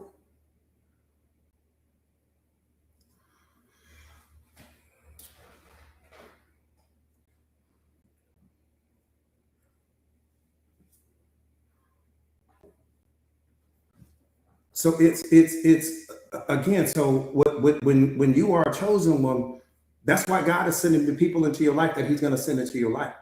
Because that person is coming in wearing the face of see. I'm gonna tell you, this is why I tell people all the time: the red flags are in you, beloved. The red flags are in the person. The person was only wearing the face of when you settle for less. The person was only wearing the face of when you tolerate disrespect. The person was only wearing the face of when you show up small. The person was only wearing the face of when you're not showing up as the most powerful. They only wearing the face of that. Because no one in your life has any power. Everyone in your life only has the power that you give them. They only have the power that you assign. Everyone is only playing a role that you assign to them. Nobody has power in your life. They ain't a single, not your kids, not your significant other, not your boss. No one has power in your life. Nobody has power. But because you may have some versions of you in all of those other radio stations, one more time, every version of you that you have ever been throughout the history of your life, you still are right now. People will not come in wearing the face of those versions of you that don't need the healing. They will only come in wearing the face of the versions of you that do. So wherever you're strong, they're not going to come in reflecting that. I'm going to tell you what's beautiful. I'm going to tell you what's beautiful. I'm going to tell you what's beautiful. I'm going to tell you what's beautiful. Most beautiful thing in the world. When you transform into unconditional love, people will enter your life because of that frequency. They won't enter your life because they need love at that time. That's why they will be coming. That's why He wants you to heal the radio. Meaning heal your life. Because people are going to come into your life. I appreciate that, beloved. People are going to come into your life because of the love you carry, because of the frequency you carry. Why? Because they won't be able to reflect your frequency. They won't need to reflect you back to you because you're already operating at the highest frequency. There's nothing to reflect. Love is the highest frequency, so there's nothing to reflect. So now when people are coming into your life, they're not coming into your life to reflect the frequency. They're coming into your life because of the frequency that you carry, because they need it at the time. Think about what I'm saying to you. Why do you go to God? You go to Him when things are falling apart. You go to Him when you're in pain. You go to Him when things aren't going the way you need them. I'm not saying that you don't go to Him for other reasons too. But what I'm saying is that He carries a frequency that draws you to Him. You don't go, God is not depressed. He's not walking around unhappy. He's not walking around sad. He carries a frequency, and the frequency that He carries brings you to Him. You get transformed. As soon as you get through talking to Him, you feel better. Tell me you don't. Because of the frequency He carries, and that's what He's trying to get you to understand. Transform yourself so that you become what I am, so that you become something that people are going to come to you to be transformed, so that they can get the love that they need in that moment. It's the same reason why you go to Him. That's why you go to Him. You go to Him because He carries a frequency that's going to transform you, that's going to change you. And that's what He's saying. The love that's in you is so powerful, it has the power to change people. They won't be able to reflect any weaknesses because you'll be operating at the highest vibrational frequency. So when those people come, they're only coming because of the frequency you carry. It's the only reason why they come in. But if we don't heal the radio, you won't be able to operate from that frequency.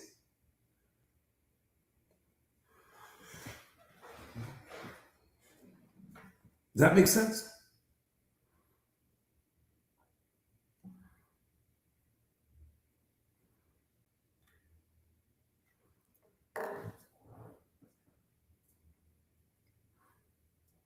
Think about what I'm saying. Let me give you some qualifiers, just in case you're struggling. Let me give you some qualifiers. When you walk into a church, you could be on your way to church, right? And you might be sad at the time. You might be unhappy at the time. You might be focusing on what's wrong with your life, whatever the case may be. Let's just say you go on your way to church, you're not in the best mood. Okay, two things are going to happen. That church is either going to reflect your frequency or you're going to reflect the church's frequency. There's no in the middle.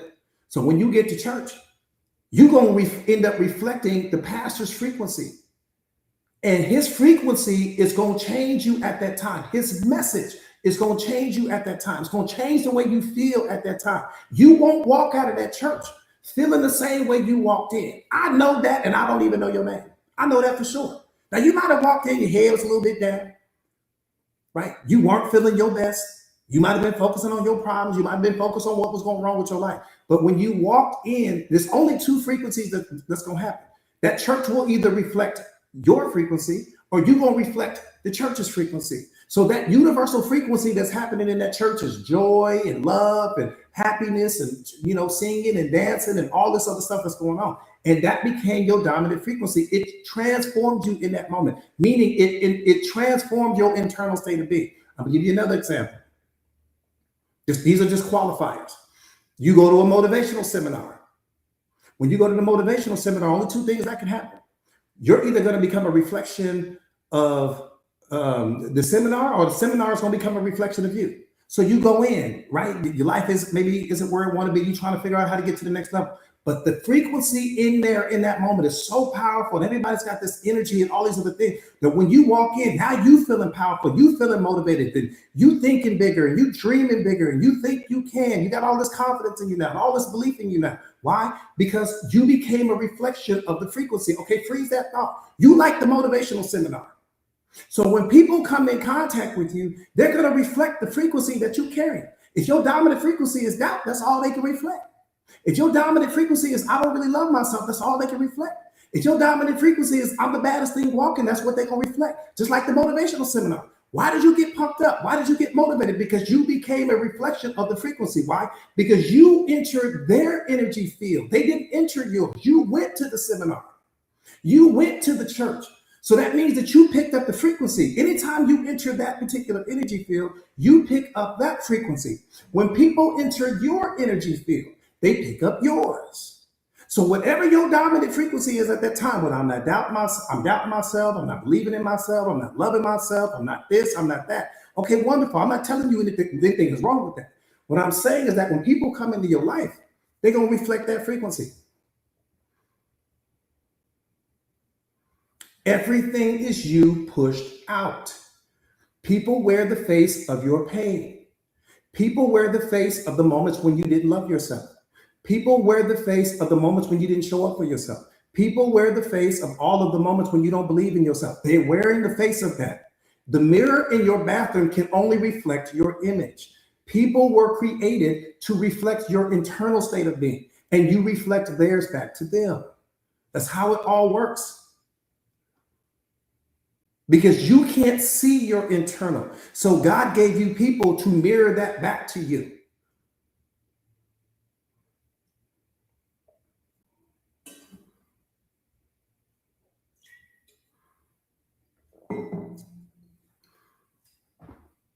Because you didn't move on from the radio station. You didn't forget about the radio station. See, there's so many things that have happened to you along the way in life. I can make the argument there's so many things that you've forgotten about. Different versions of you that may have gotten disrespected, may have gotten lied to, may have gotten cheated on, may have gotten abused here. Your friend lied to you about this happened. All of those versions of you, there was an imprint left there, right? There was an imprint left on you. And that imprint that was left on you is again, it's like the radio station. It's letting off a frequency right now. Right now in this moment. Now you tuned into this live. So your dominant state of being is probably strength, right? You probably are more confident, a stronger version of yourself right now because you're in my energy field. See, right now you're carrying the frequency of my energy field. That's what you're carrying right now. Now, once you leave here, because you entered my energy field, I didn't enter yours. Now, once you leave here, I don't know what your energy field is going to be like because I don't know whose energy field you might enter. You might go to the gym and you feel like working out. You feel like doing this. You might go home and you might want to take it. Who knows what you're going to do? But the point not to be missed is that every time someone enters your energy field, they can only reflect whatever your dominant internal state of being is, and you're going to reflect theirs.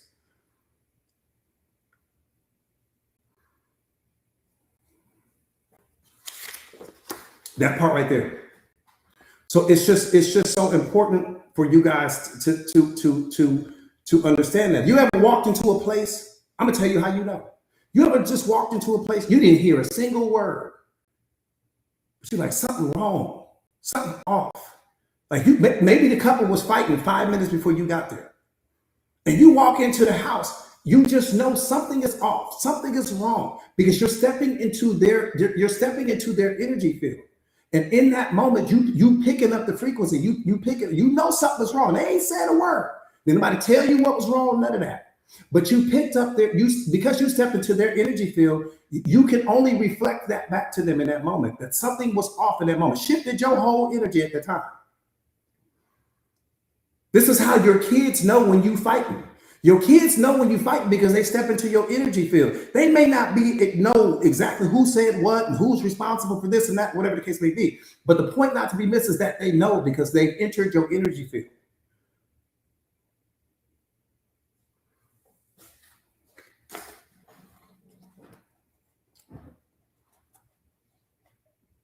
That part right there, you can feel the energy shift when you go from room to room. That part right there. All right. So let me wrap this up real quick as far as this goes. So here's what's actually happening. Like I said, every person exists in infinite states of consciousness simultaneously. Right. This is what I tell you guys this all the time. This is why I say people don't change. People do not change.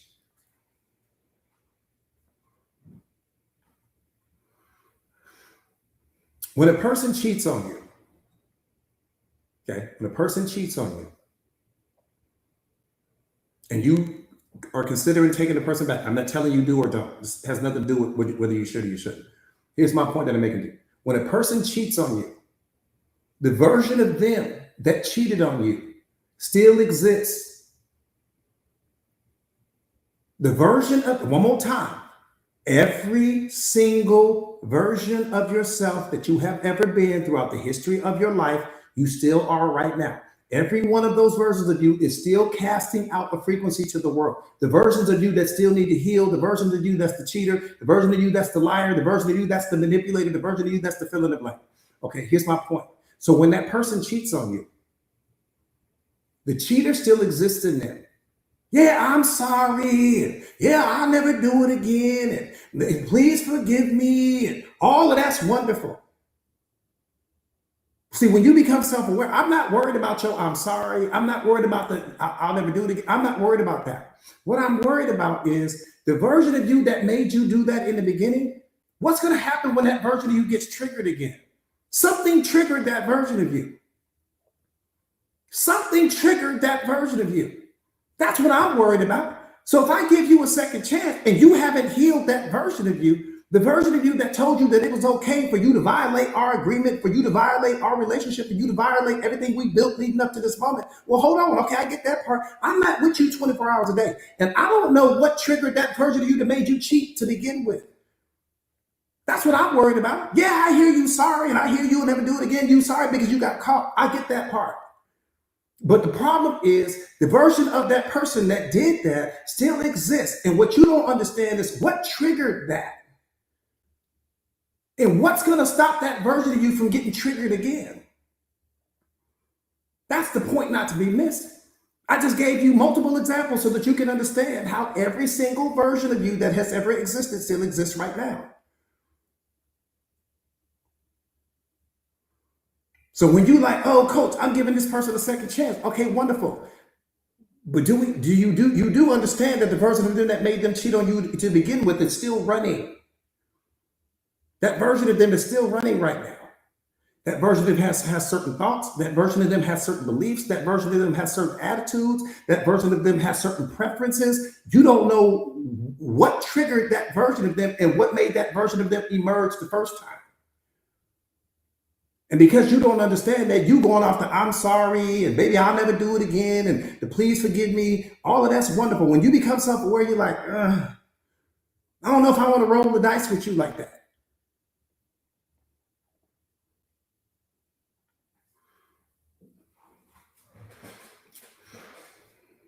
But to be honest with you, beloved, it's not even immaturity. It really doesn't have anything to do with immaturity. It has to do with a lack of self-awareness. Because again, when you don't know how you work, see, that's the problem. When you don't know how you work, how can you understand? How can you change what you don't understand? That's the problem. How can you change what you don't understand? It ain't got nothing to do with patterns. It has nothing to do with immaturity. This is awareness. This is spiritual intelligence. This is you understanding that every single version of, okay, here's another thing that should scare you or ignite you. Think about what I'm saying. What if there was some version of that person that's violent toward women or toward men? What if there's some version of that person? Because they're not gonna let you meet that version of them. When you meet that version, when you meet that person face to face for the very first time, you're not gonna meet the violent version of them, the version of them that like to put their hands on their significant other. You're not gonna meet that version of them. You're gonna meet the version that's opening doors and buying candy and buying flowers. You don't know that there's a version of them that you might trigger. Y'all ain't hearing me. You're not hearing me. I said every single version of that person that they have ever been throughout the history of their life, they still are right now. You don't know what versions of them you getting when you go and rush to add this person to your life. You don't know what you get. Is there an alcoholic version of them? Is there a drug addict version of them? Is there an abuser version of them? Is there a cheater version of them? Because I ain't gonna get to meet that person. I won't get to meet that person until the problems show up. This is why self-awareness is so important. Because you'll understand all of that. It'll make you slow down from adding all these people to your life. Because you're like, I don't know what I'm getting ready to get. I don't know how many versions of you that come with it I'm gonna have to deal with once the honeymoon phase of the relationship wears off, and it will. Yeah, it's gonna wear off. So all that he treat me so good and she treat me so good and she do all of this, all that's the mask. All that's to get you to fall in love. Once you fall in love, now the real me gonna show up. All the versions of me that I didn't tell you anything about.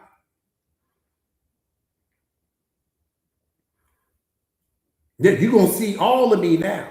You're gonna see all of the version of me that doesn't like to clean up, the version of me that's not responsible, the version of me that's not accountable, the version of me that doesn't like to have the truth being reflected back to me, the version of me that likes to cheat, the version of me that likes to lie, the version of me that likes to get up late, the version of me that likes to procrastinate, the version of me that don't follow through on my word. Oh yeah, you get ready to get all of me soon as the honeymoon phase wears off. Once you didn't fail in love. See, awareness wakes you up to the real reality, and you'll start seeing people differently.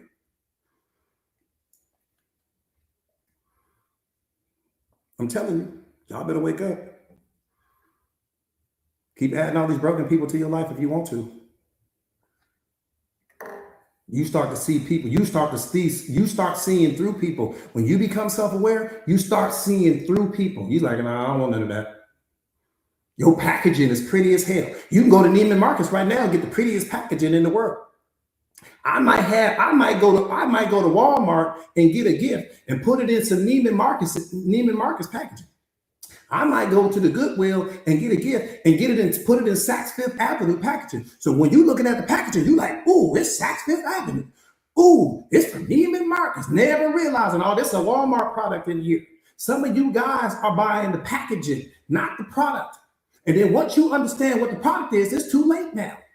Because you can't return the product because you didn't fell in love with it already. You didn't bought something that's got Neiman Marcus packaging on it, but it's a Walmart product. Neiman Marcus packaging on it, but it comes from the Goodwill. Neiman Marcus packaging on it, but it comes from Old Navy. See, we buy the packaging, not the person. You don't discover who the person is until you live with them. You don't really know who a person is until you live with that person. If you only dating that person, you don't know. Anybody that's ever been in a real relationship will tell you that. The version of them that you were dating, and then the version of them that you ended up living with are two completely different versions. You know that, and I know that. And if you would have known who the version of them was that you were living with, if you would have known that while you were dating, you would have never moved in with that person. You said, nah, I'm gonna keep my little apartment. No, I like my little place. I'm gonna keep my little apartment because I didn't know I was gonna come with all your drama. I didn't know you didn't like to clean up. I didn't know you don't really do your laundry like that. I don't know you don't like to do the dishes. I didn't know you don't like to clean the house. I don't know that you don't like to be organized. I didn't know that you really don't be on time like that. I didn't know that you were just performing for me. I didn't know any of that at the time.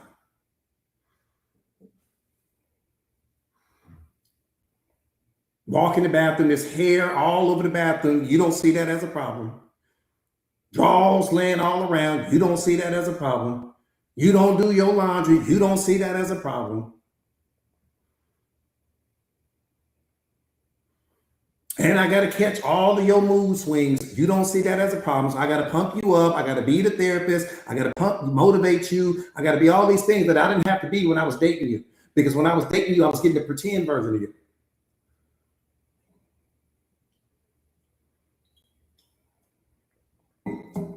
Now that I live with you, I see the real you. Two different versions. Two completely different versions. Tara, I'm telling you, beloved. Yeah, it's the truth. I'm telling you. You don't know a person until you live with them. Oh, I'm so in love. I can't wait. Yeah, okay. Let me see if you say that a year after y'all live together. See, in the beginning, it's fun. In the beginning, everything is cute. Everything is cute in the beginning, but at some point in time, cute gonna turn into something different. Oh, it's all cute in the beginning. You overlook a whole lot of things in the beginning. When you first move in with that person, you so willing to overlook certain things because you love just having access to your person. You get all this access to your person, but at some point in time, you're gonna get desensitized to the access. The moment that the moment that you get desensitized to the access, the real relationship gonna show up. Everything is cute in the beginning.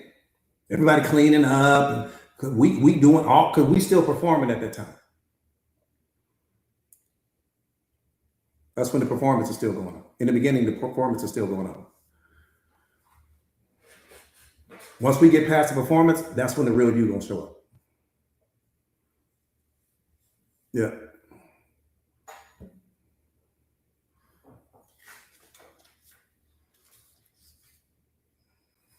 That's when the real you shows up.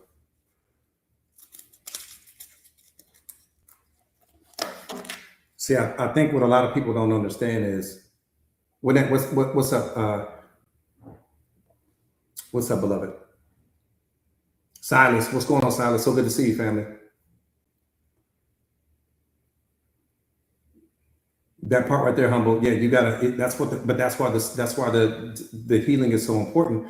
You know, because it again, everything changes when once you heal, everything changes. You see through the mask, you see through the filters. You're just not impressed with people like that. You know, once you lose your emotional attachment to people, you begin to realize just how ordinary they are. Right. And what you're going to realize is that special exists in your mind. Special doesn't exist in reality. The person was special to you because of the story that you were telling yourself about. They were special to you because of the meaning that you attached to their behavior. They were special to you because, you know, what that person helped to unlock in you, right? From you being in close proximity to the person. That's what made them special. Special lived in your mind. Special had nothing to do with the other person. You projected special onto them. And then at some point in time, you stopped calling them special. I know that even if I don't know your name, I know that for sure. In the beginning, oh, they so special and they so kind and they so sweet. Then why the relationship fall apart?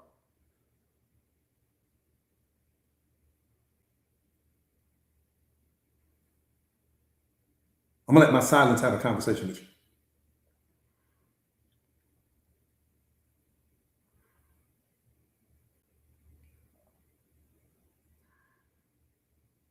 Because you started telling yourself a different story. That's why special went away. You started telling yourself a completely different story, which qualifies my point. What made them special was the story. What made them special was the version of them that you created in your mind, that you projected onto the person. And the person never lived up to that version of you. And that's the day you started to fall out of love with them. See, we don't fall in or out of love. We fall in or out of everything that isn't love.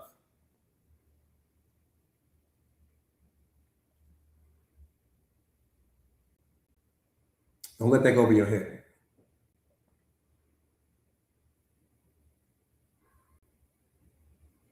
Shakita, I appreciate that, beloved. One more time. We don't fall in or out of love. We fall in or out of everything that isn't love. You fell out of it because it wasn't real love. It was only your attachment masquerading as love. It was only your clinging masquerading as love. It was only the love that you have in yourself that you were experiencing, not their own. It was only the story that you had created in your mind. It was the role that you had assigned to that person, right? You had assigned a role to that person. And at some point in time, that person stopped living up to that role. They couldn't live up to that role.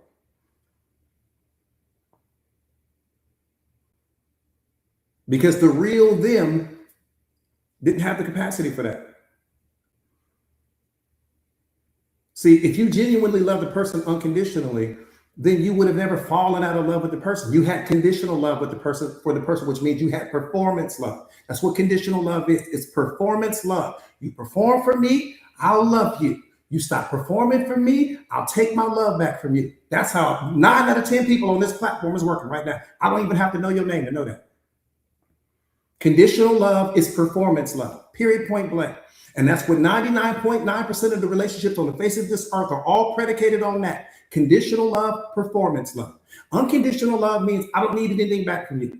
I don't need you to perform for me. I don't need you to clap for me. I don't need you to be a special person for me. I don't need you to transform for me. I'm not trying to change you. I love you exactly as you are right now. Whether you get up and go to work or you stay here laying on the couch all day long, I love you like that because that's how God loves you. You can decide to go live in the park. God is going to still love you.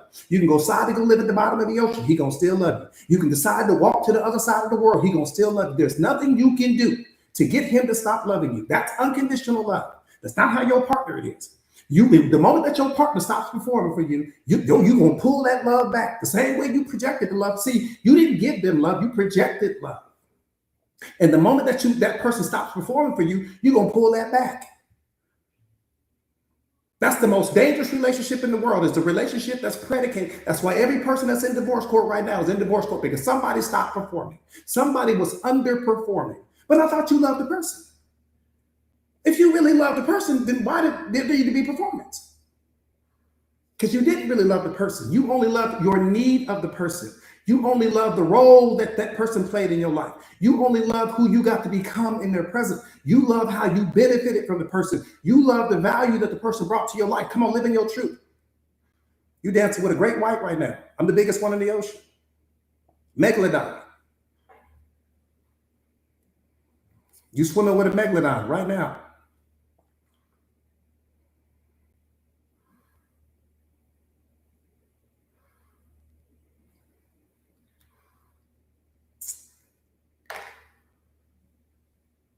Right now, megalodon.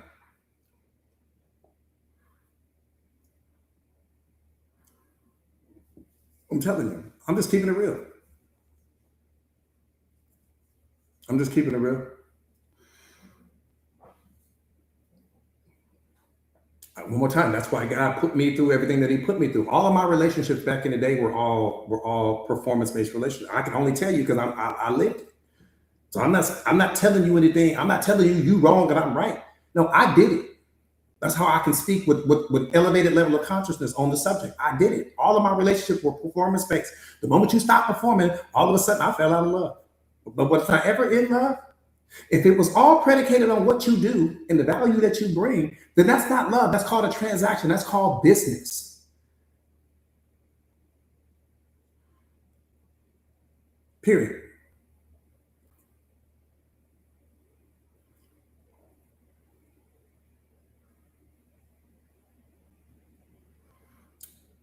Yeah, I talk a lot about relationships because we're never not in one. You in a relationship every moment of your life. There ain't never a moment in your life where you're not in a relationship. Not one. Never. That's why when you understand awareness is a lot about relationships, because you can only see yourself through a relationship.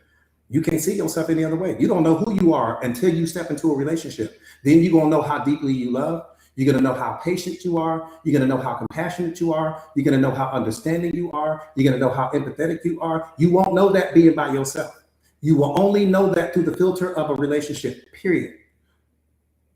So you don't know who you are without a relationship. This is why when people say, oh my God, that's why I'm by myself. See, that's the reason why I don't want to be with nobody. That's the reason why I don't want to be in a relationship. Who said that before? This is the reason why I'm single right now. Who typed me in the comments if you said that before? Type me in the comments if you said that before.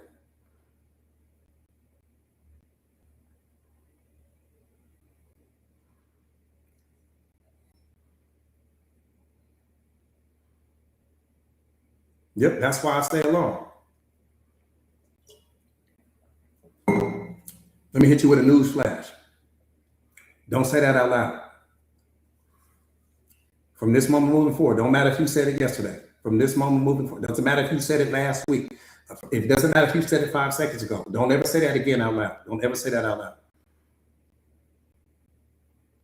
Neffy, come on. Pin what Neffy just said.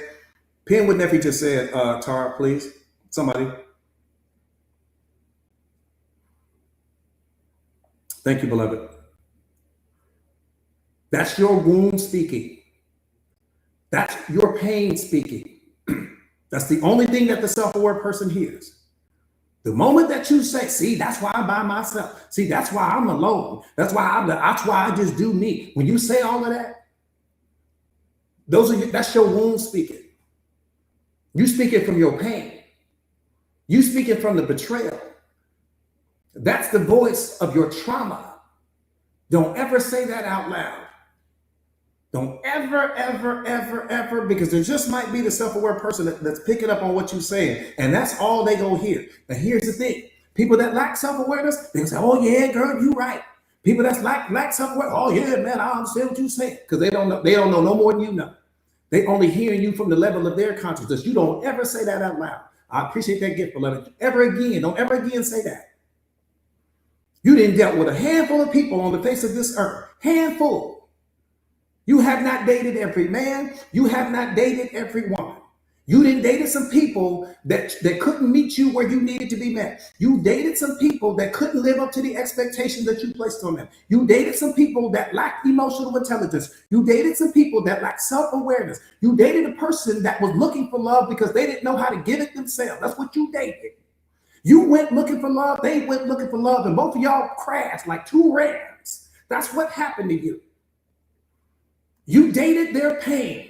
You dated their wounds. You dated their trauma. You dated all of the childhood wounds. That's what you were in a relationship with, beloved. This is what I'm trying to wake you up to.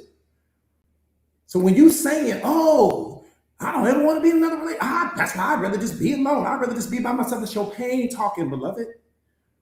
Because you lack self-awareness, every person you came in contact with lacked it. Because you lacked emotional intelligence, every person you came in contact with lacked it.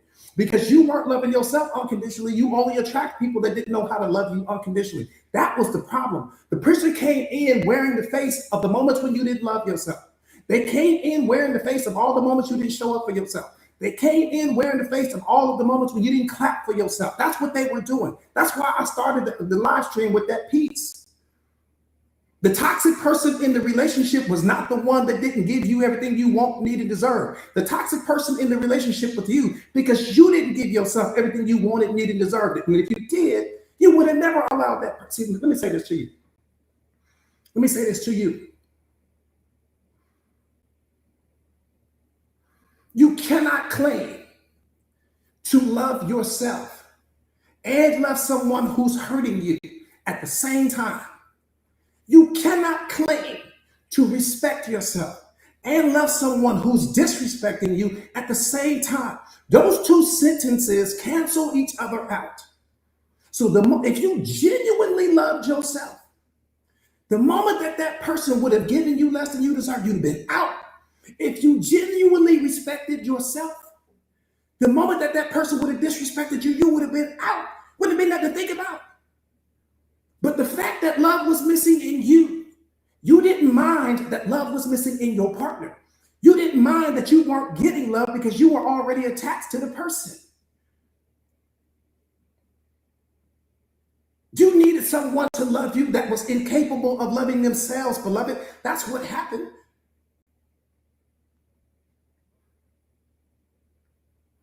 How can I be for you what I don't even know how to be for myself? I came in pretending. Yeah, I came in wearing the mask. Yeah, I came in pretending to have it all together. But at the end of the day, I don't know how to love you because I don't even know how to love me. I don't even know what love is. Yeah, I done seen some movies and I done heard some songs. some watching TV shows, I'll try to give you some of that. But if I lack self-awareness, I don't really know what love is, beloved. 9 out of 10 people can't tell you what love is. And if I can't tell you what it is, how do I know how to give it to you?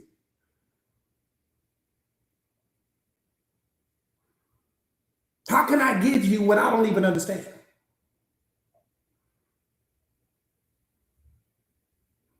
Just make it make sense.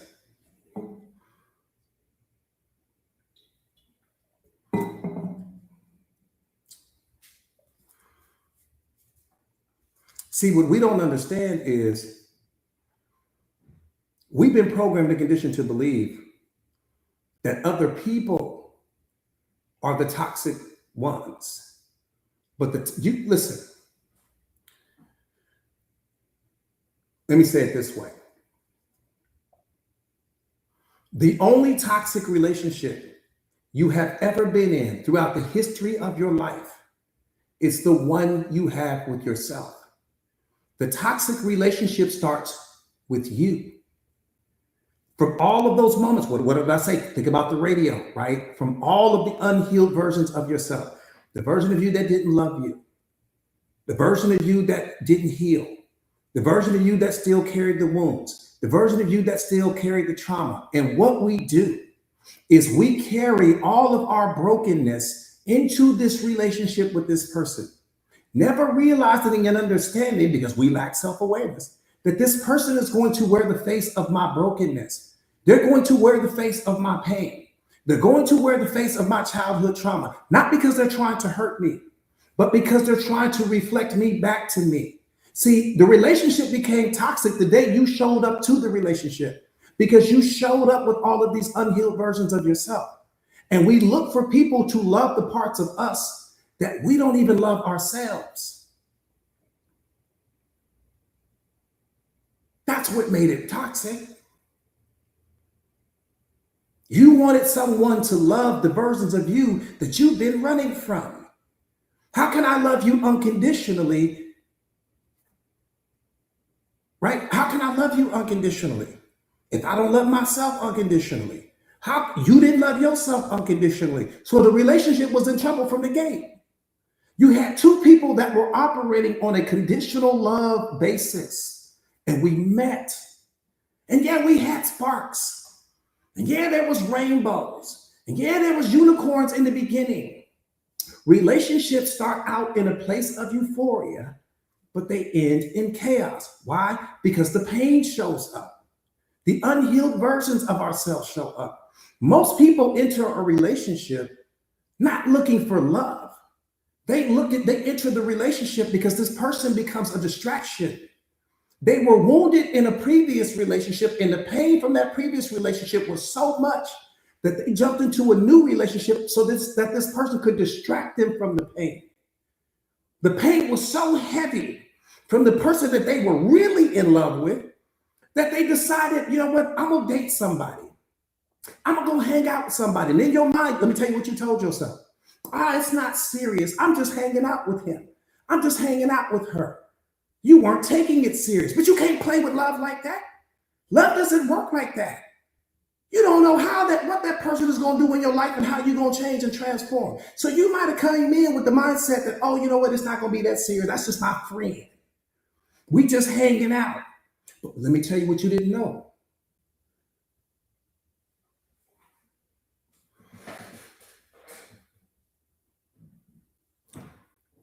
Let me tell you what you didn't know.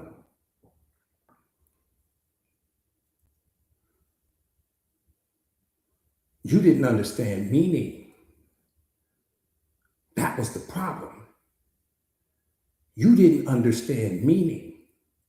You didn't understand that the God that you serve is so powerful. That's why you can't play with relationships. You can't play with love. You didn't understand that the God that you serve is so powerful, gave you the ability to give meaning to everything. And so this person's actions and their behaviors and their words and all of the things that they were doing for you, you were assigning meaning to that. And when you assigned meaning to that, you unlocked love in you. And when you unlocked that love in you, you were able to give yourself something that you weren't able to give yourself before you stepped into the relationship. See, before you jumped into that relationship, you didn't have anything to assign meaning to. So you couldn't unlock the love in yourself because you hadn't become unconditional love. So what did you do? You added this person to your life.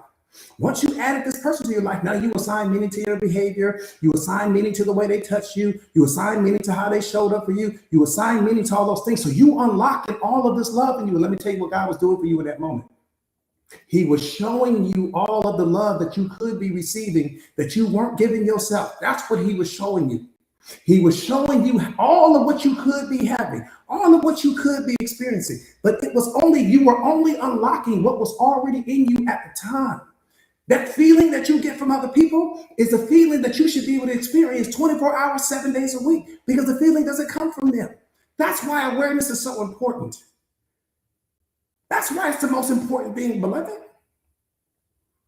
It's the most important thing because it's showing you that all of this meaning that you are assigning to the people that you add to your life is only showing you and giving you the ability to feel what's already inside of you.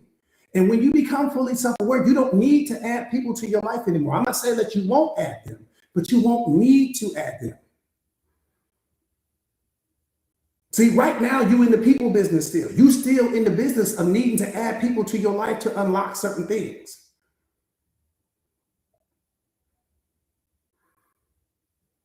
Does that make sense?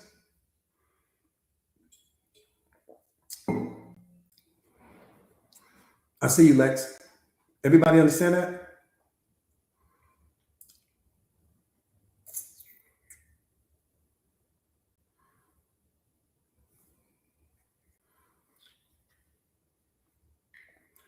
Miss T, I see you, beloved. Juliet, what's up, beloved? So good to see you. Okay. Jalen, I got you. What's up, Ellie? So good to see you. Okay, Sabrina, I got you. That's I'm just yeah.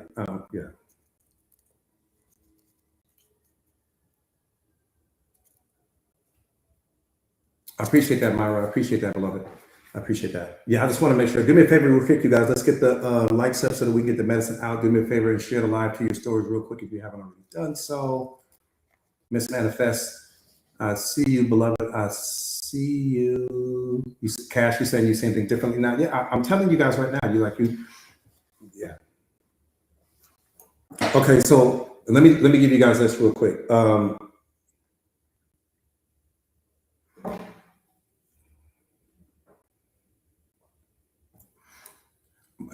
What's up, Kev? So good to see you. Cat lover, I appreciate that, beloved. Thank you. There's only two things in this world. That's it. It's only two. 8 billion people, two things. Again, 8 billion people in this world, they all fit into two categories. That's it. My job as a coach is to simplify the complicated. I'm going to make it as simple as possible so that way you don't miss it. But again, 8 billion people all fit into two categories. Sandy, what's up, beloved? Here's what you need to understand.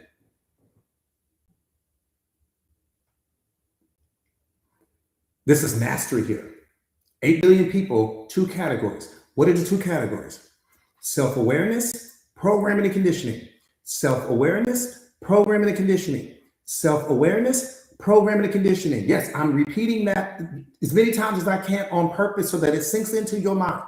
Every single person that you come in contact with will only fit into one of those two buckets. You're either getting ready to meet someone that's self-aware, or you're getting ready to meet someone that's going to be operating out of their programming and conditioning. Okay, what's the difference between the two? If I meet someone that's operating out of their programming and conditioning, I'm going to meet their wounds. I'm going to meet their unhealed traumas. I'm going to meet their childhood traumas. I'm going to meet their ego personality. I'm going to meet the mask. I'm going to meet all of those things. If I encounter someone that's operating out of their programming, that's what I'm getting ready to encounter. Now let's look at the other bucket, self-awareness. I'm going to meet somebody that has the emotional intelligence. I'm going to meet somebody that understands consciousness. I'm going to meet someone that's already done the inner work. I'm going to meet someone that's already healed themselves. I'm not going to meet their ego. I'm going to meet the authentic version of that person. 8 billion people on the face of this earth, they all fit into 2 buckets. So here comes Johnny Regular.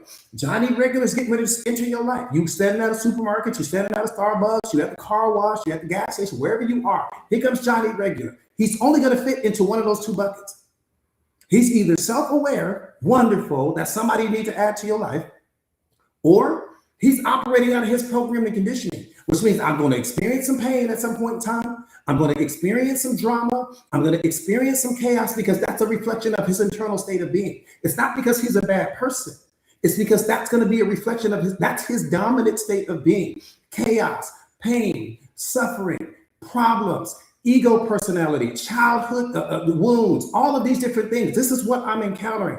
And when you start looking at people through these filters, it changes the way you see people. Again, it's not that you're judging people.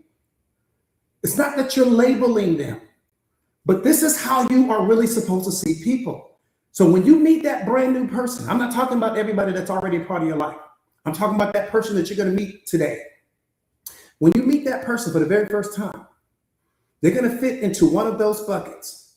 Maybe 2 buckets. There's no middle bucket. That person is either self-aware because you are, or that person is getting ready to fit into the bucket of their programming and conditioning.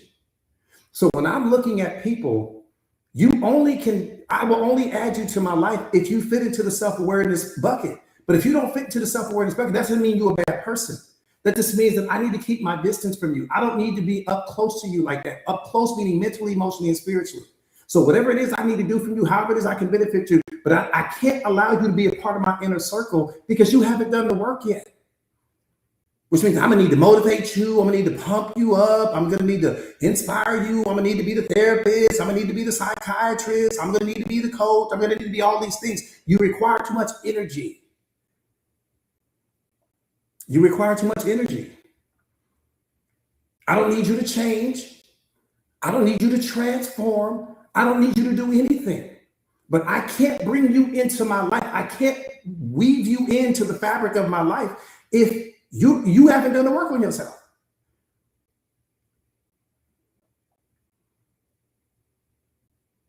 Period. 2 buckets, you guys. This is mastery. Ain't but 2 buckets. 2 buckets. Self-awareness, programming and conditioning. That's it. I don't give a damn how fancy the car is. I don't give a damn how fancy the house is. I don't care how fancy the clothes may be. You're going to get desensitized to all of that. And what are you going to be left with? The programming and conditioning. What are you going to be in the relationship with? The programming and conditioning. What are you going to be in the relationship with? The pain. What are you going to be in the relationship with? The mask. What are you going to be in the relationship with? All that pretending going on. That's what you get ready to be in a relationship with. And when you start seeing people through these filters, it changes the way. Now you don't rush to get into that relationship because you're like, what am I really dating? See, but you get rocked to sleep when you focusing on the income. You get rocked to sleep when you focusing on the titles. You get rocked to sleep when you focusing on the labels. When you start seeing people through titles and labels and all of that, you get rocked to sleep.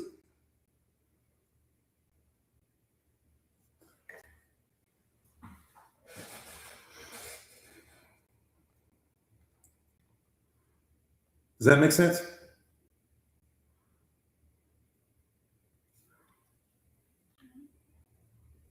Yeah, worldly things. That part right there. That part right there, family. That part right there. Let me.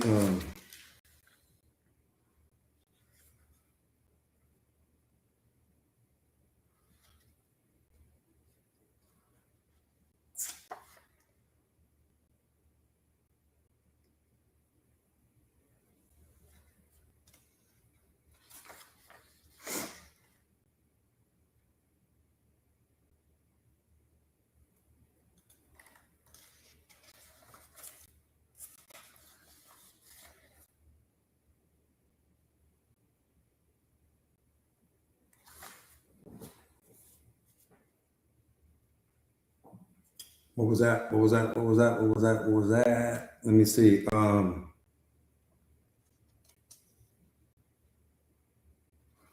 Let me see. There's one more thing I want to share with you guys. Let me see if I can find it real quick.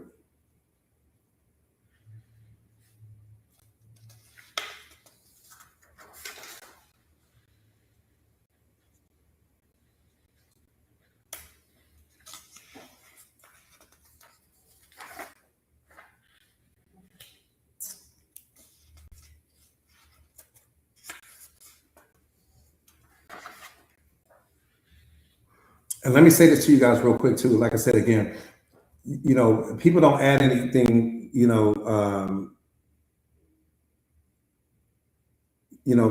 People don't add anything to your life. They can only enhance, what's already there. And I think that that's the most important thing that we need to understand. Which means that if love isn't already there, well, what can I enhance? If happiness isn't already there, what can I enhance? If joy and peace isn't already there, what can I enhance? Because I can't build in you what's not already there. I can enhance, but I can't create what's missing in you. And I just think that that's so important for us to understand. People don't add a single thing to your life. If you believe that, then you are asleep still, beloved. I appreciate that, beloved. They don't add anything, but people can most definitely enhance what's already there.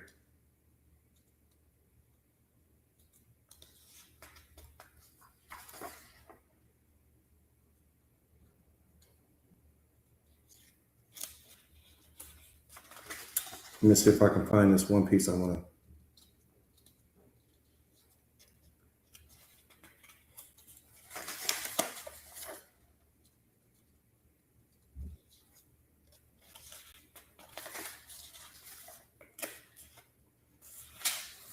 Any questions? Who got any questions before we get out of here?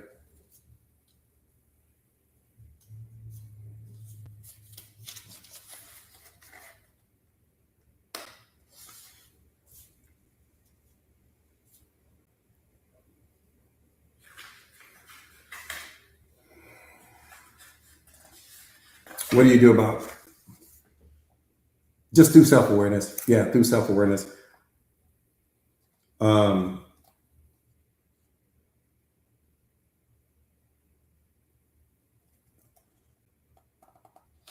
let me say this to you real quick. People will never feel lucky to have access to you if you don't feel lucky to have access to yourself. Yeah, I have been, but not as of right now. I'm not. Any questions before we wrap up? There's one piece. Let me see if I can find this piece.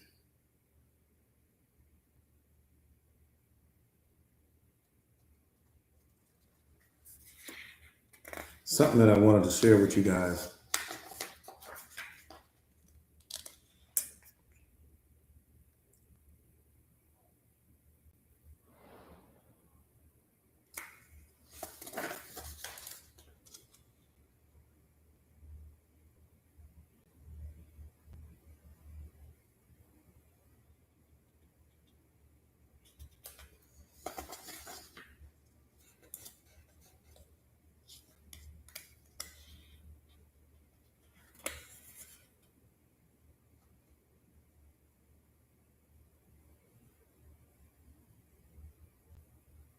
And another thing too, let me say this real quick.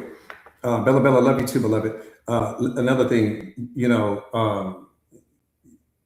can love people and not condone the behavior at the same time of that particular person. And I think that that's the most important thing when it comes to unconditional love. You can love that person and again, still not condone the behavior of that particular person, but you still don't stop the flow of love to that person, because when you stop the flow of love to that person, you stop the flow of love to yourself. That's mastery. That's awareness. You know what I'm saying? So you can be any person you want to be. It has nothing to do with me. Who you decide to be and what you decide to do with your life has absolutely nothing to do with me. But what's important for you guys to understand is that I can still love you and I don't have to condone how you move through life or anything like that. I give you a great, the Spartan Dre, what's up, beloved? I give you a great example of that. There are people that don't condone the way you live your life. Think about what I'm saying. There are people right now that don't like how you move through life, that wouldn't do some of the things you do, that wouldn't hang out with some of the people you hang out with, that wouldn't make some of the choices and decisions that you make. You don't want those people to stop giving love to you. I don't even have to know you, and I know that to be true. There are people right now that would never do some of the things you do, that would never make some of the choices and decisions that you make, but they still love you. They don't change they wouldn't do it.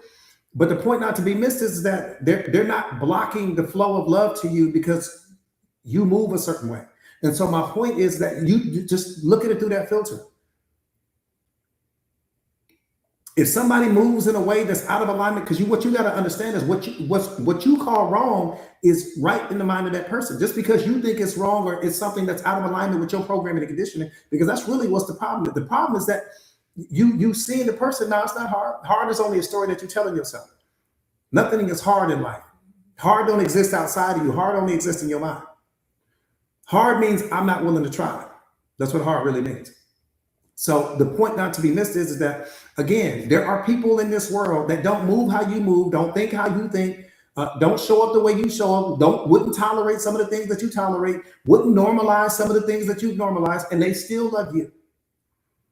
You still want the respect from them people. You still want the love from them people. You still want the appreciation from them people. Okay, other people are the same way as well. So just because somebody's doing something that you wouldn't do doesn't mean that you block the flow of love to that person. Because again, when you block the flow of love to that person, you also block the flow of love within yourself. Anything that you're not willing to give someone else, you also fail to give yourself in that moment. And when you lack self-awareness, you won't understand that. That's the most dangerous thing in the world. There's not a single person in the history of this world that's worth me blocking the flow of love in me because I'm going to withhold my love because I don't like how you live your life. That's none of your business. If God can flow love to that person, why can't you? You an extension of him. So how'd you develop the ability to be so judgmental with your love, but his love flows like a river? Tell me how. How did your love come with all these conditions? That's because you love yourself conditionally. See, you can't give unconditional love to someone else until you first develop the ability to give it to yourself. That's why you can't give it to other people. You can't give it to other people because you don't have it. You can only give other people what you are in possession of. If you're not in possession of it yourself, you'll never be able to give it to anyone else. That's the real problem. So when you say, oh, it's hard. No, it's not hard. You don't love yourself unconditionally, which means that you don't have the power to give it to anyone else. You ain't got it. Because the day you love yourself unconditionally with all your flaws and all your weaknesses and all your imperfections and everything you do in the dark that don't nobody else know about, the moments when you didn't lie, the moments when you cheated, and the moments when you manipulated the situation so that it can turn out how you need it to be. See, that's what I'm saying. God sees all of that and his love never stopped flowing to you. But you look out at the world and you got all these judgments and you got all these assumptions and you projecting your opinions and all of these other things. He's not asking you to project your opinion onto other people. The only reason why you would withhold love from that person is because you see in that person through the filter of something that you wouldn't do in that moment. But you don't have to live that life. It's none of your responsibility. Your responsibility, stop. Let me say that to you. Stop making love about other people. That's hurting you more than anything else in the world. That's hurting you more than every person that's ever hated on you. That's hurting you more than every person that's ever disrespected you. That's hurting you more than every person that's ever cheated on you, ever lied on you. Stop making love about other people. You are hurting yourself. You are the cancer in your life when you do that. You done made your love about other people. It has nothing to do with other people. Ain't got nothing to do with other people. But you've made it about other people. It has nothing to do with them. It has everything to do with you.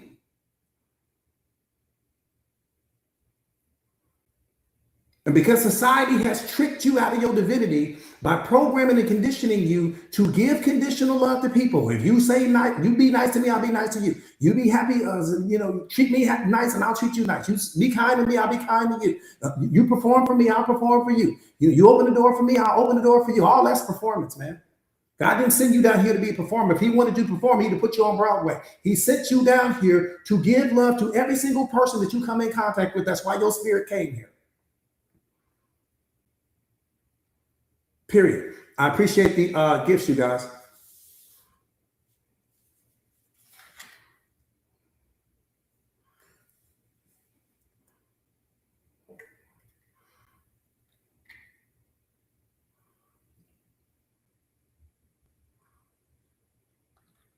I'm telling you, as long as you make it about other people, man, you're going to hurt yourself. You think you hurting them. See, that's the problem. You think when you withhold love from that person that you hurting the other person. You're not hurting the other person. You only hurting yourself. The other person don't even know you're not giving it to them. They don't even know. They don't even know that you're not giving it to them in that moment. But it's not in you in that moment. The moment that you entertain that thought that you're not going to give love to that person, you're not going to give respect to that person, you're not going to give kindness to that person, just put yourself in park for 5 seconds and just notice that it's also not in you. That's all I want you to do. I'm not asking you to change your life. I'm just asking you to look at the way you live in it. The moment that you make that decision, you make a conscious decision that you're not going to be kind, you're not going to be nice, you're not going to say something friendly, you're not going to extend love to that person. Just put yourself in park for 5 seconds. That's all I'm asking you to do. And just notice how it's also not in you. That's why you can't give it to them, because it's in you. Why? Because it's not in you. Why? Because it's your program and conditioning holding the steering wheel. It's your ego holding the steering wheel. That's the problem. That's why you can't give it to them. Even if you wanted to, you couldn't give it to them. I appreciate that, beloved. I appreciate that. Does that make sense?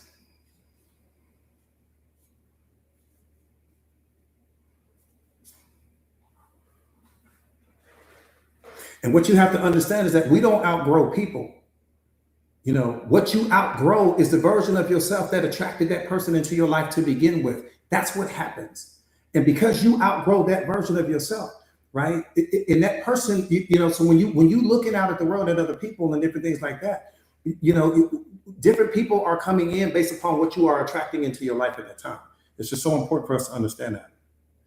All right, let me get ready to wrap up. Again, you do not outgrow people. You outgrow the version of yourself that attracted that person into your life to begin with. That's what you outgrow. You've never outgrown anyone. You outgrow different versions of yourself, meaning you evolve, you transform. And the version of you that you were when you met that person, you no longer are. Here's the problem. The person is still attracted to the version of yourself that you were. They don't see the version of yourself that you've become. This is why you can have a conversation with that person and they won't be able to meet you there mentally, emotionally, and spiritually, not because they're a bad person, but because that's not the version of you that they met. They're still, we talk about frozen impressions. What's a frozen impression? A frozen impression is an imprint that you create in your mind anytime you come in contact with a particular person. So when you meet someone for the very first time, there's an imprint left there. That person only sees you through that filter, through that imprint. Even though you may not be that person anymore, that's still how they're seeing you, beloved. So you outgrew the version of yourself that you were when you met that person. So you didn't outgrow the person. Some of you guys are in a relationship right now where you've really outgrown the relationship. You're staying in it because it's familiar. You're staying in it because it's comfortable.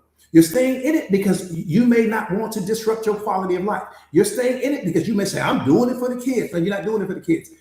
What's happening is that you've already outgrown your partner. You've already transcended that relationship. But the problem with that is that you don't want to go do life on your own.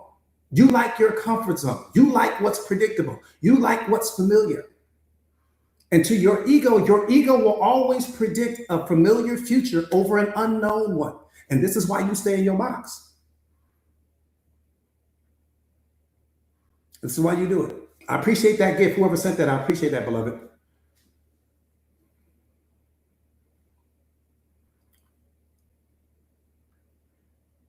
If it's good, it's good. I mean, you won't need to, if it's, I'm talking about people that you guys have outgrown. If you haven't outgrown the person, then why would you, right? But yeah, your ego did a phenomenal job. Your ego's phenomenal once you understand it, but you can only understand the ego from a self-awareness perspective. Your ego is just the bodyguard. Your ego is just a fearless protector of the story that you tell yourself about who you promote yourself as to the world. That's all your ego is. You don't need to touch your ego. You don't need to dismantle the ego. You don't need to get rid of the ego. That's not the problem. So we don't even need to focus on the ego. Your ego is not what's creating the problems in you right now. What's creating the problems in you is your self-concept. What's creating the problems in you is your self-image. You have a self-image. There's a version of yourself that you promote yourself as. Your ego is just a collection of stories, opinions, and assumptions, your pain, your wounds, the masks that you wear. Your ego is the culmination of all of that. And because you have been telling yourself that story about your pain and about your wounds and I need to heal and all of these things, that becomes your identity. That becomes your self-concept. So your ego will fearlessly defend that concept. That's all your ego is doing. It's just defending the version of yourself that you promote yourself as to the world. That's all your ego is doing. It's not a real thing. It doesn't exist outside of you. It's just something that you created in your mind. The problem is that you believe it. That's the problem. The same way that you believe you need to heal. What's hurting you right now is not the fact that you need to heal. What's hurting you right now is the fact that you believe you do. What's hurting you right now is not your pain. What's hurting you right now is that you think your pain still exists. Your pain is trapped in a memory trace of a moment that you no longer have access to. Your pain has been gone. But what are you doing? You're projecting it onto the moment. You're projecting it onto the present moment. That's what's hurting you more than anything else. Somebody sold you a story and they told you you need to heal. You're broken. You need to get rid of your pain. Somebody told you that. How can you heal what's not broken? How you do it?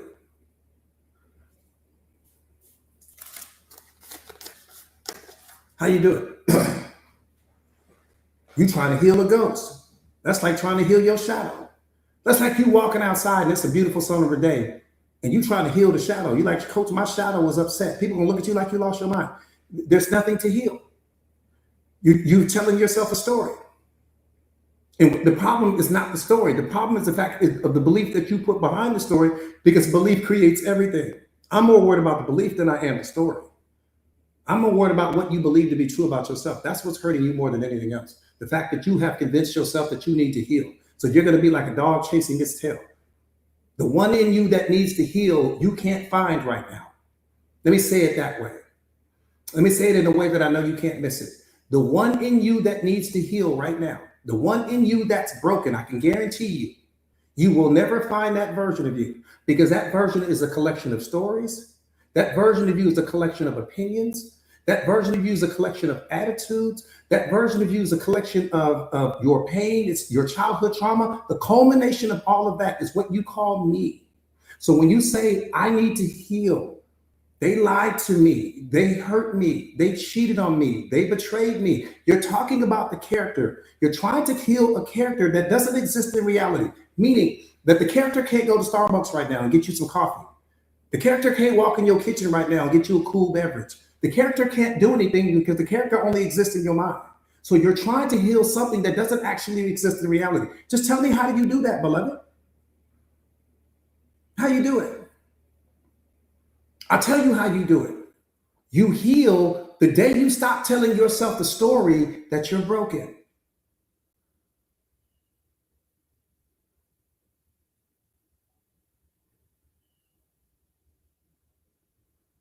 That's the most important day of your life. The day you stop telling yourself the story that you're broken is the day you heal. You don't need to talk to the therapist. You don't need to talk to me. You don't need to buy a book. You don't need to swim across some ocean. You don't need to climb some mountain and talk to some guru. The day you stop telling yourself the story that you're broken, or it's the day that you heal. What's making you broken is the story, not the experience, not the event, not the situation, just the story.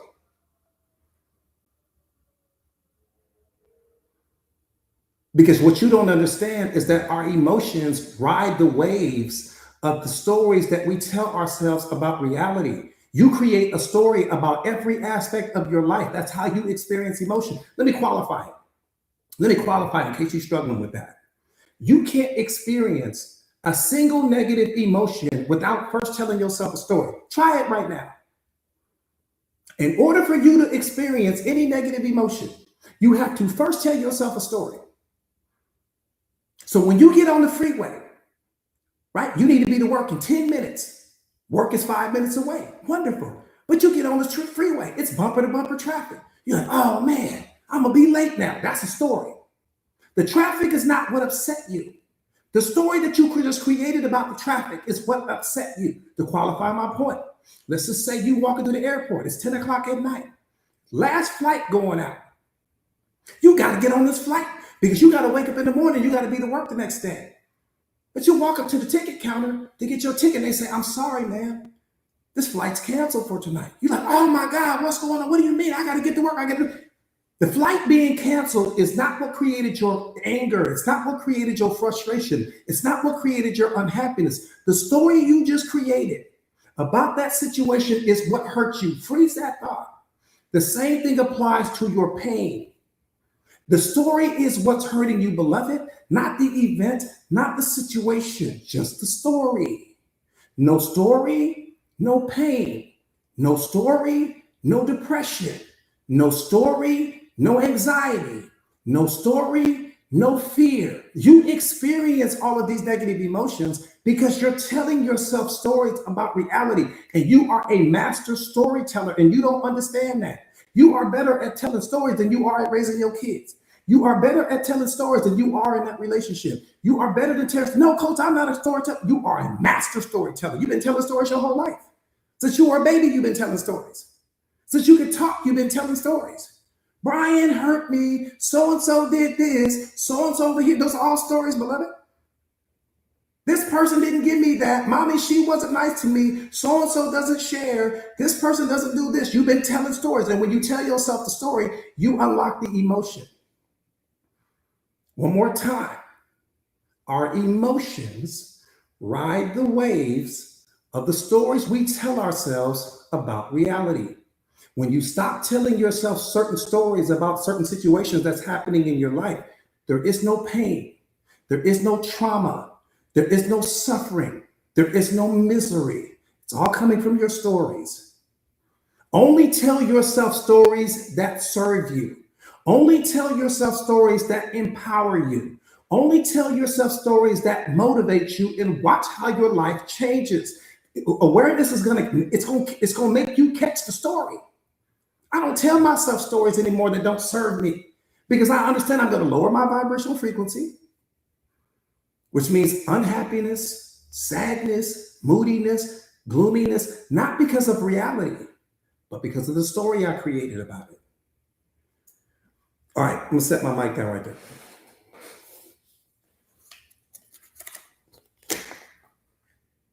Enough about that.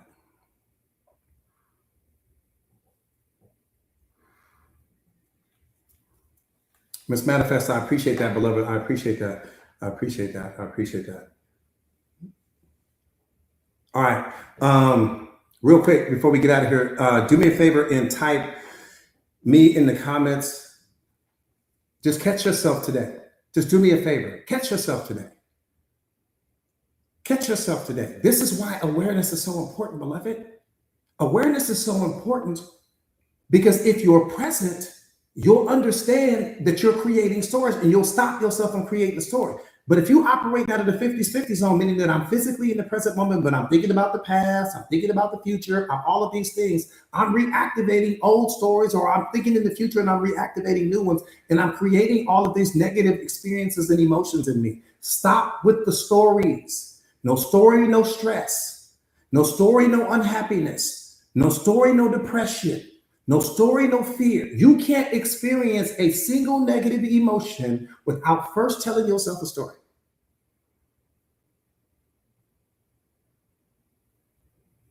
No story. No story.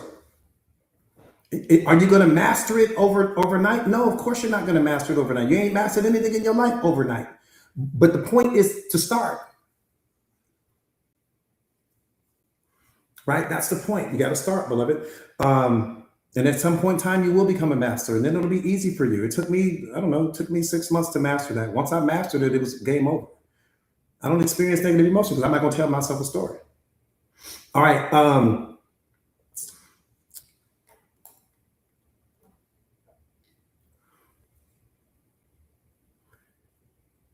Do me a favor, again, do me a favor. Elaine, what's up, beloved? So good to see you. Do me a favor real quick and type me in the comments if this is your very first time. Stephanie, I see you, my brother. Type me in the comments if this is your very first time. Yeah, but it's something that anybody can do. It is nice, but it's something we can all. This is like self-awareness 101. This isn't even. Type me if this is your very first time on a live stream with me. Let me see how many first timers I got. Welcome to all first time and last time listeners. Welcome, welcome, welcome. Beautiful thing. You are the problem and the solution. You are the problem and the solution. You are the problem and the solution. You are the problem and the solution. Your problems are a gift to you.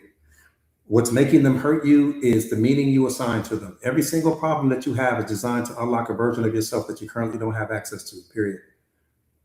You need more problems, not less. The problem is the fact that you are assigning meaning to the problem. You don't need to assign meaning to the problem. That's what's hurting you, not the problem. The meaning that you assign to the problem is what's hurting you, right? And it's something I'm going to teach you how to gain mastery over. Your problems are, let me say this to you. Think about the ocean real quick. Just picture the ocean in your mind. You are the ocean. Your problems are the waves. And the same way that the waves are unique to the ocean is the same way that your problems are unique to you. Why? Because your problems are the byproduct of your programming and conditioning. Your problems are the byproduct of your ego and it judging and labeling and making assumptions about people and keeping you separate and disconnected from everyone. Your problems are an extension of you, beloved. That's why I don't have your problems and you'll never have mine. That's why you don't have your neighbor's problems and that your neighbors will never have yours, because your problems are unique to you. You need them. What would the ocean be like without the waves? Who would you become if you had no problems? Because if you had no problems, how would you ever get transformed? Every obstacle, every roadblock, every problem that you have, you need, beloved. The only problem that you have is thinking that having problems is a problem. That's the real problem. So the moment that I fully understood that, I don't give energy to the problems anymore. I don't give them energy because I understand that it's my programming and conditioning that's creating the problems, meaning the filter that I'm seeing reality through. What I call a problem, you just may call an inconvenience. What I call a problem, you may call easy.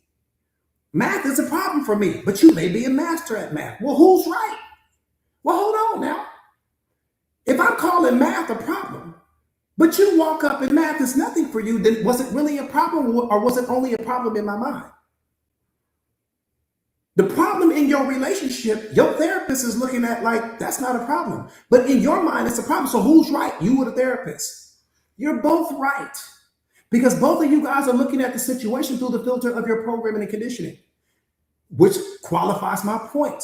Problems only live in your mind. You don't have external problems. You only have problems based upon the way that you are seeing reality. Your definitions hurt you more than reality ever will. The way you define your life is what's hurting you, not reality. All right, having said all of that, again, welcome all first time and last time listeners. What's up, Kate? So good to see you, beloved. Welcome all first and last time listeners. My name is Jordan Williams. I am a certified life coach. I specialize in self-awareness.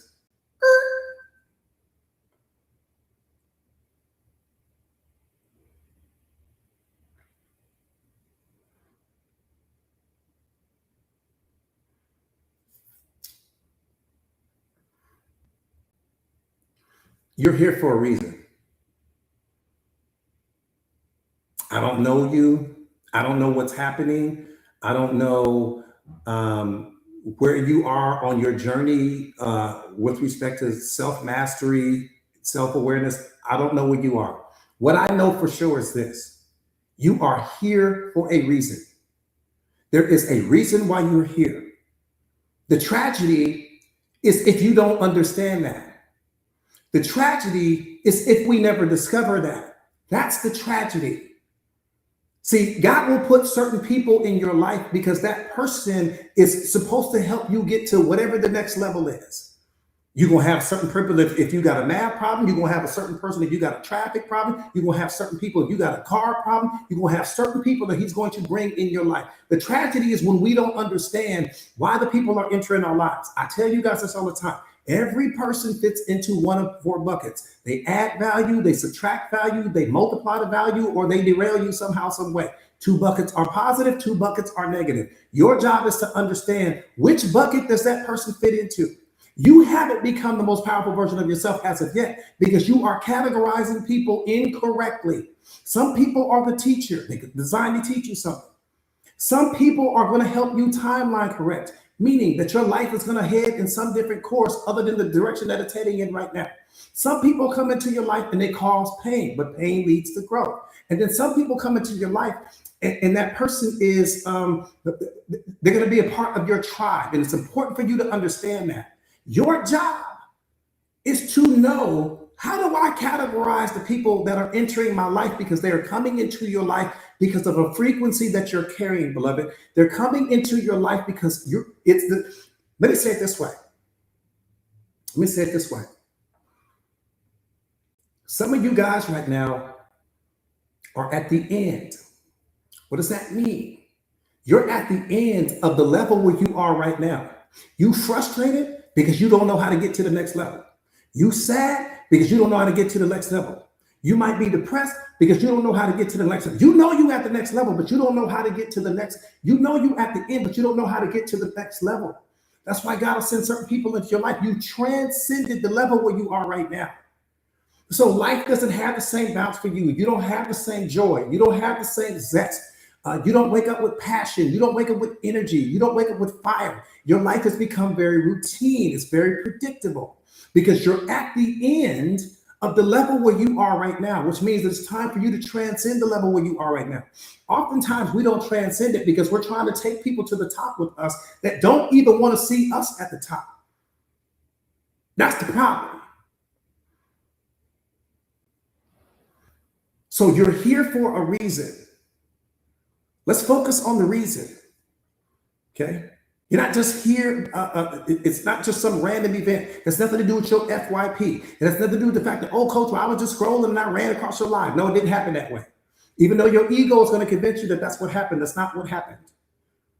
Okay? Spirit is what attracted you here. Spirit brings you everywhere in life.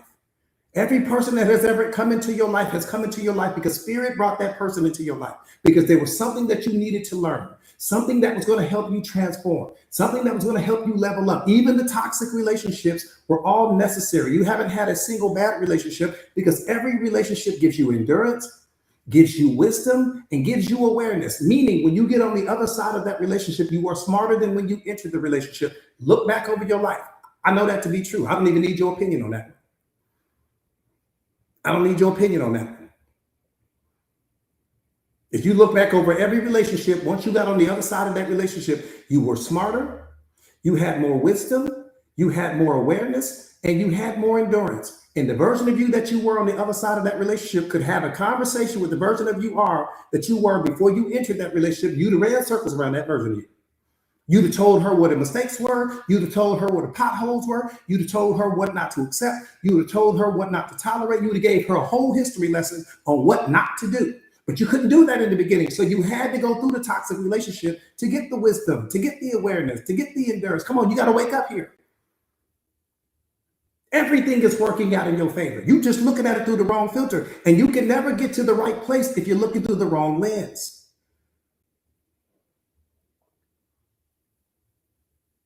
Period. Some of you guys are moving through life. You got the wrong map. You trying to get to a particular destination, but you got the wrong map. You gotta be connected to people that have already been where you are trying to go, and stop taking advice from people that have never been where you're trying to go. That's how we get stuck. We listening to people that have never been where we trying to go.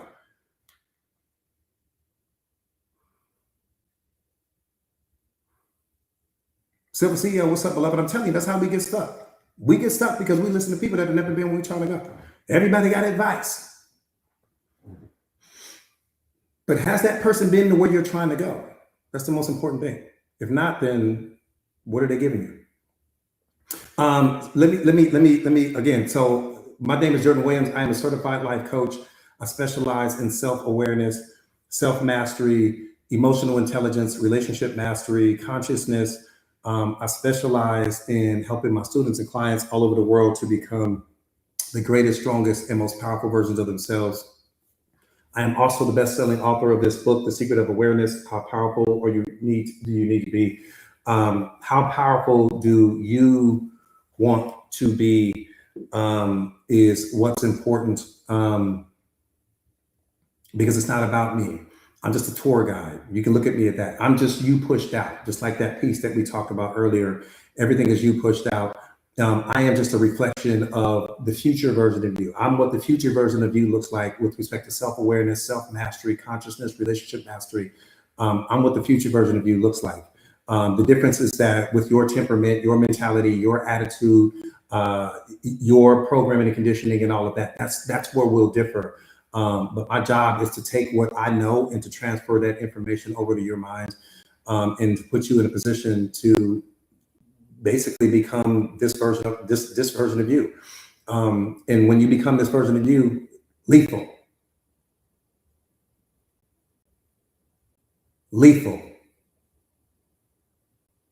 can't be touched, can't be guarded. I promise you, cannot be touched, cannot be touched. You see through everything, because that's the whole point of awareness, to give you the ability to see through everything. But before you can see through other things, you got to be able to see through yourself first, beloved. Right? That part right there, Red, that part right there, to become so powerful that the only thing that people can take from you is notes. You know, I'm going to help you to become so powerful that the only thing that people can take from you is advice. Can't take anything from you. No one has ever broken your heart. People broke your expectations. You have never had a broken heart in the history of your life. People don't break our heart, they break our expectations, right? You've never been betrayed in the history of your life. No one's ever betrayed you. What people did is they moved in a way that was out of alignment with what you think they should have did in that moment. And because they moved in a way with their life, they moved in a way with their life that was in alignment with what they wanted, not in alignment with what you wanted. Society told you society programmed you to call that betrayal. That's not betrayal. God gave you your life. You can do anything you want with it.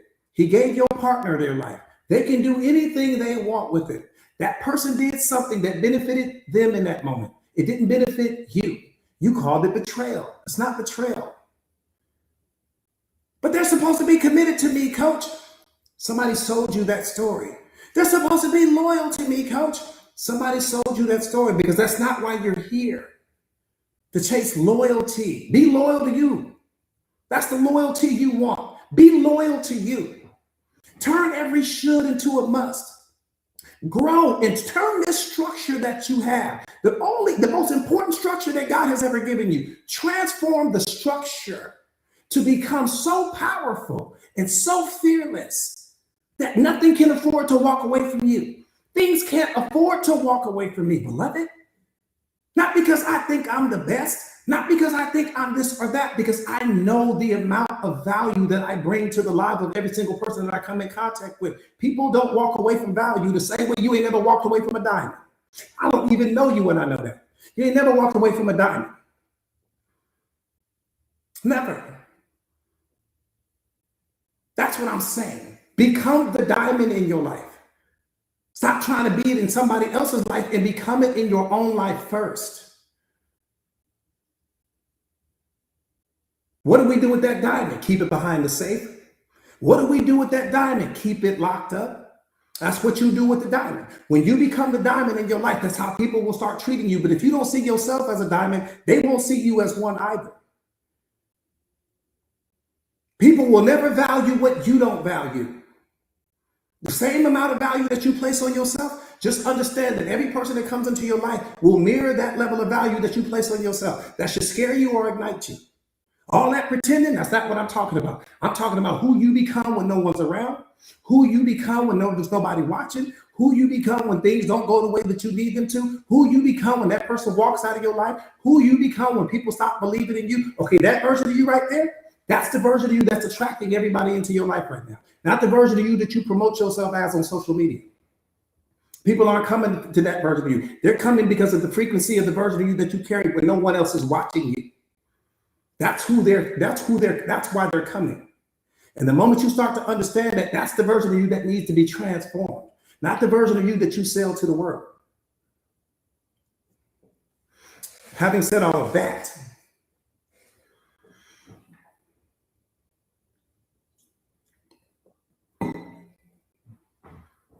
build your dark. If you don't become powerful in the dark, beloved, you'll never become powerful in the light.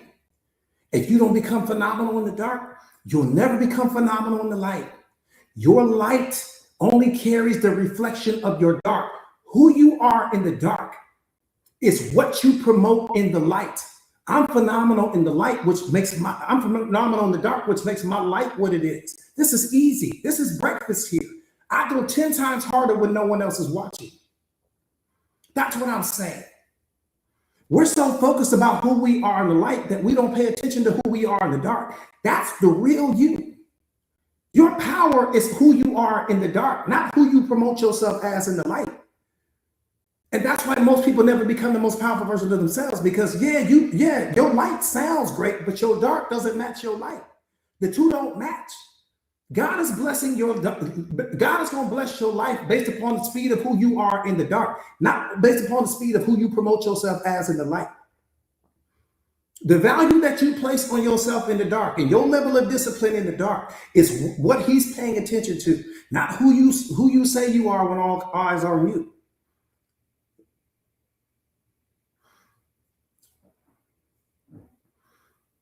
Man, you got to be badass in the dark. Badass.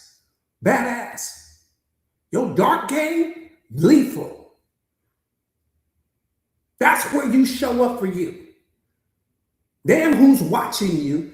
Show up for you when no one is watching you. Show up for you when no one is clapping for you. Show up for you when no one is believing in you. Show up for you when nobody's telling you I love you and you're the best thing in the world. Show up for you then. Who are you in those moments?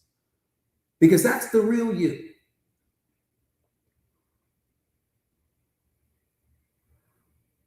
That's the real you. That's the version of you that God sees. We get to see your highlight reel. So I don't know who you are in the dark. When I see you, all I see is the highlight reel. I see the hair, I see the makeup, I see everything is great, coach, and all of that. I get all of that. He's seeing who you become when nobody else is watching. And those two versions of the you don't match. That's what integrity means. Integrity means who I am in the dark and who I am in the light are the same. What I say and what I do are the same. Who I am when nobody's watching and who I promote myself as are the same. That's what integrity means. There's no degree of separation between the version of yourself that you are in the light and the version of yourself that you are in the dark. That's integrity and awareness. See, our lives don't get blessed because those two don't match. We see the highlight reel, but then God sees who you are in the dark. And he's like, them two versions of you don't match.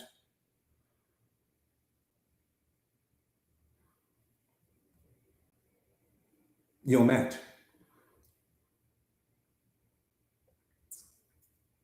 All right.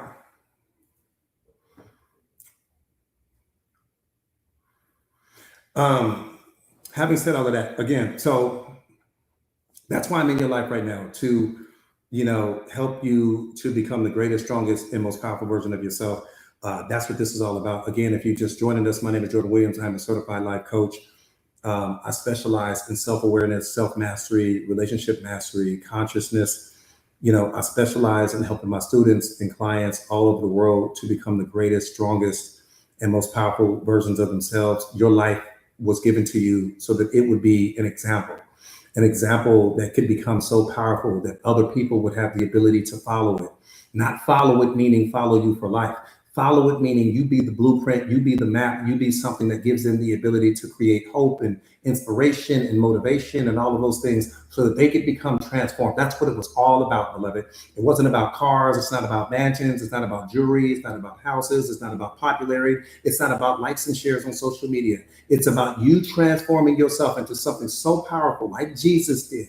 Something so powerful that you would become a blueprint, you would become a map that other people could follow to become the greatest versions of themselves. That's what it's about. The new success today is called impact.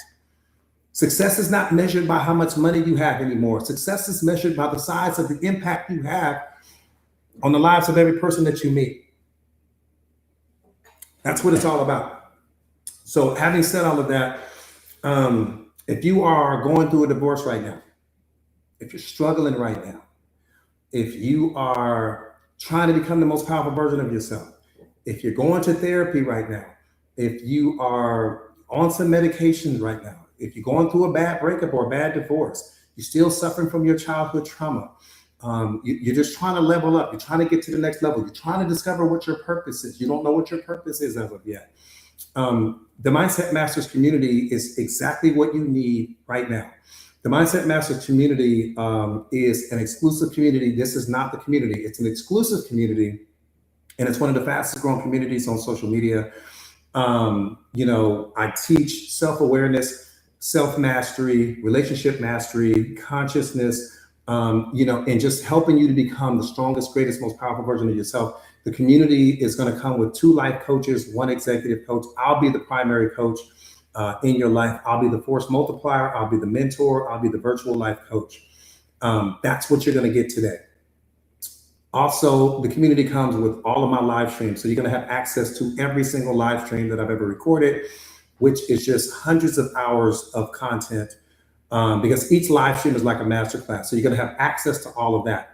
You're going to also have access to my podcast, which is exclusive to the community. It's the only place you'll be able to find it. The podcast is my favorite because it gives you the ability to listen on the go, listen on the fly, listen at the gym, listen on the beach, wherever you are, you'll have me in your ear, and you're still getting the coaching that you need. The name of the game is application. It's you become what you apply. That's it. That's all. And you become what you repeatedly do. You apply the information, you're going to be transformed. If you just let the information sit on the shelf in your mind, you're just going to become more knowledgeable, but the transformation won't happen. And so that's why that's really important. You're also going to gain access to what I write every single day.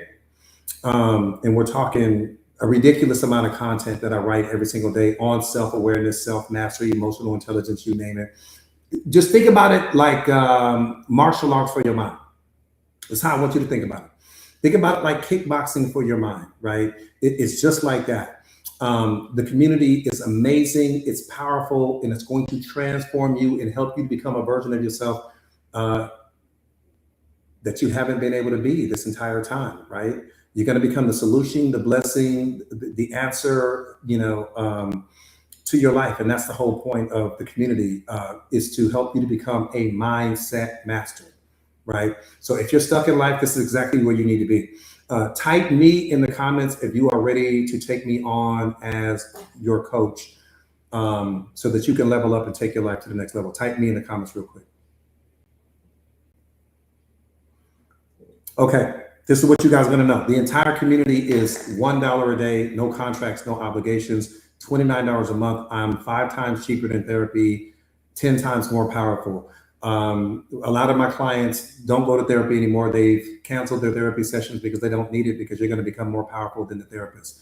The therapist will be taking advice from you when I finish with you. Trust me when I tell you that. You're also going to receive a free copy of my book today. You're going to get this in ebook format. You're going to have this today, ebook format. You're also going to receive a copy of my e-course to Fearless Mindset. You're going to receive that today. So you're going to get my book today. You're going to get a copy of my e-course today. You're going to get me as your coach today. You're going to get the community today. You're going to start the process of becoming powerful today. And like I said, again, at some point in my time, you're going to be giving advice to the therapist. We have therapists in our community. That should tell you something. We have other coaches in our community. That should tell you something. I'm the coach's coach. Let me say it to you that way. I'm the coach's coach. So if you're ready to transform your life and become the most powerful version of yourself, copy and paste that link that Tara, I know she's going to have it up there. Copy and paste that link, you guys. And when you copy and paste that link, it'll take you to get signed up, and then you guys will be ready to go.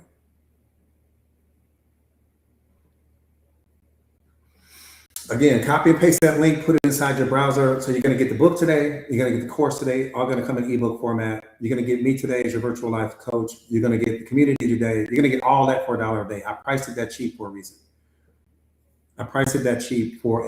And you're going to have access to some of the most phenomenal people in the world, some amazing people. And one of the people that I want you guys to meet when you get inside the community is Miss Deborah, the Silver CEO. You guys will meet her. She's phenomenal. She's just, there's certain people that you need in your life. She's one of them. There's just certain people that you need. Miss Lynetta is another one. There's just certain people that you need to have in your life. Bottom line. So again, copy and paste that link. Copy and paste that link. Put it inside your browser. It's going to take you guys to get signed up, and then once you get signed up, you'll be ready to go. Any questions that I can answer for you guys? I know I'm going 100 miles an hour, but I don't want my battery to die.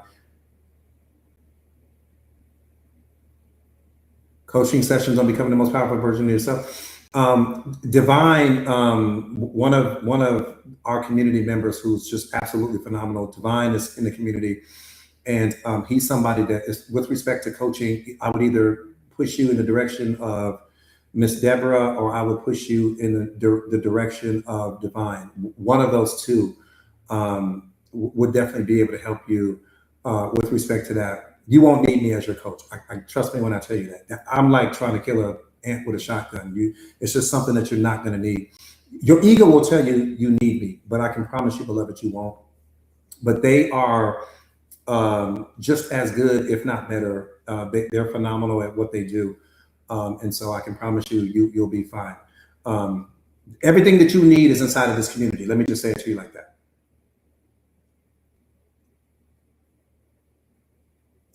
Let me just say it to you like that. Because I'm so locked in on writing and everything that I have to do for the community. Like I said again, the answer to everything you need is inside the community right now. Everything you need is inside the community.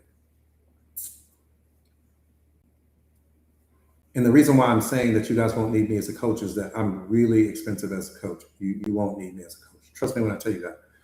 And I make my money as a coach. So trust me, if I was trying to make money off of you, I would be telling you, yeah, get me as a coach. You don't need me. You only think you do. You do not need me. What's my favorite quote? Everything you need to be, you already are.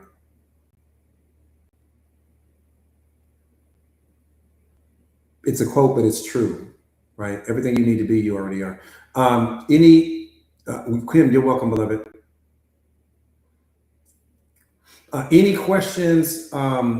Any questions that you guys have before we disconnect? Any questions whatsoever before we get out of here? Yeah, it's $29 a month, no contracts, no obligations. Again, you're gonna get the book today. That's a $29 value. You're gonna get my course today. That's a $29 value. So you're already winning. You're gonna gain me as as your virtual coach.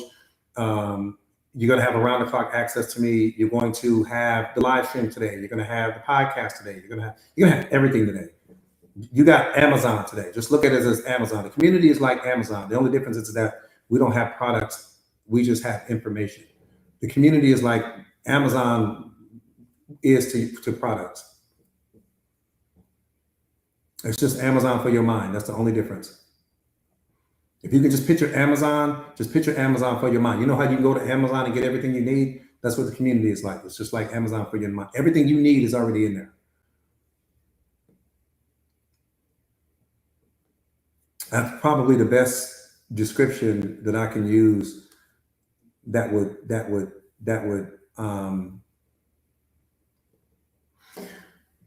perfectly describe what we have. And it's literally it's like Amazon. There's so much. It's like Amazon. There's so much stuff on Amazon. You'll get confused because you don't know what you might be on Amazon for 30 minutes to an hour just looking at stuff. That's how it is. It's like that.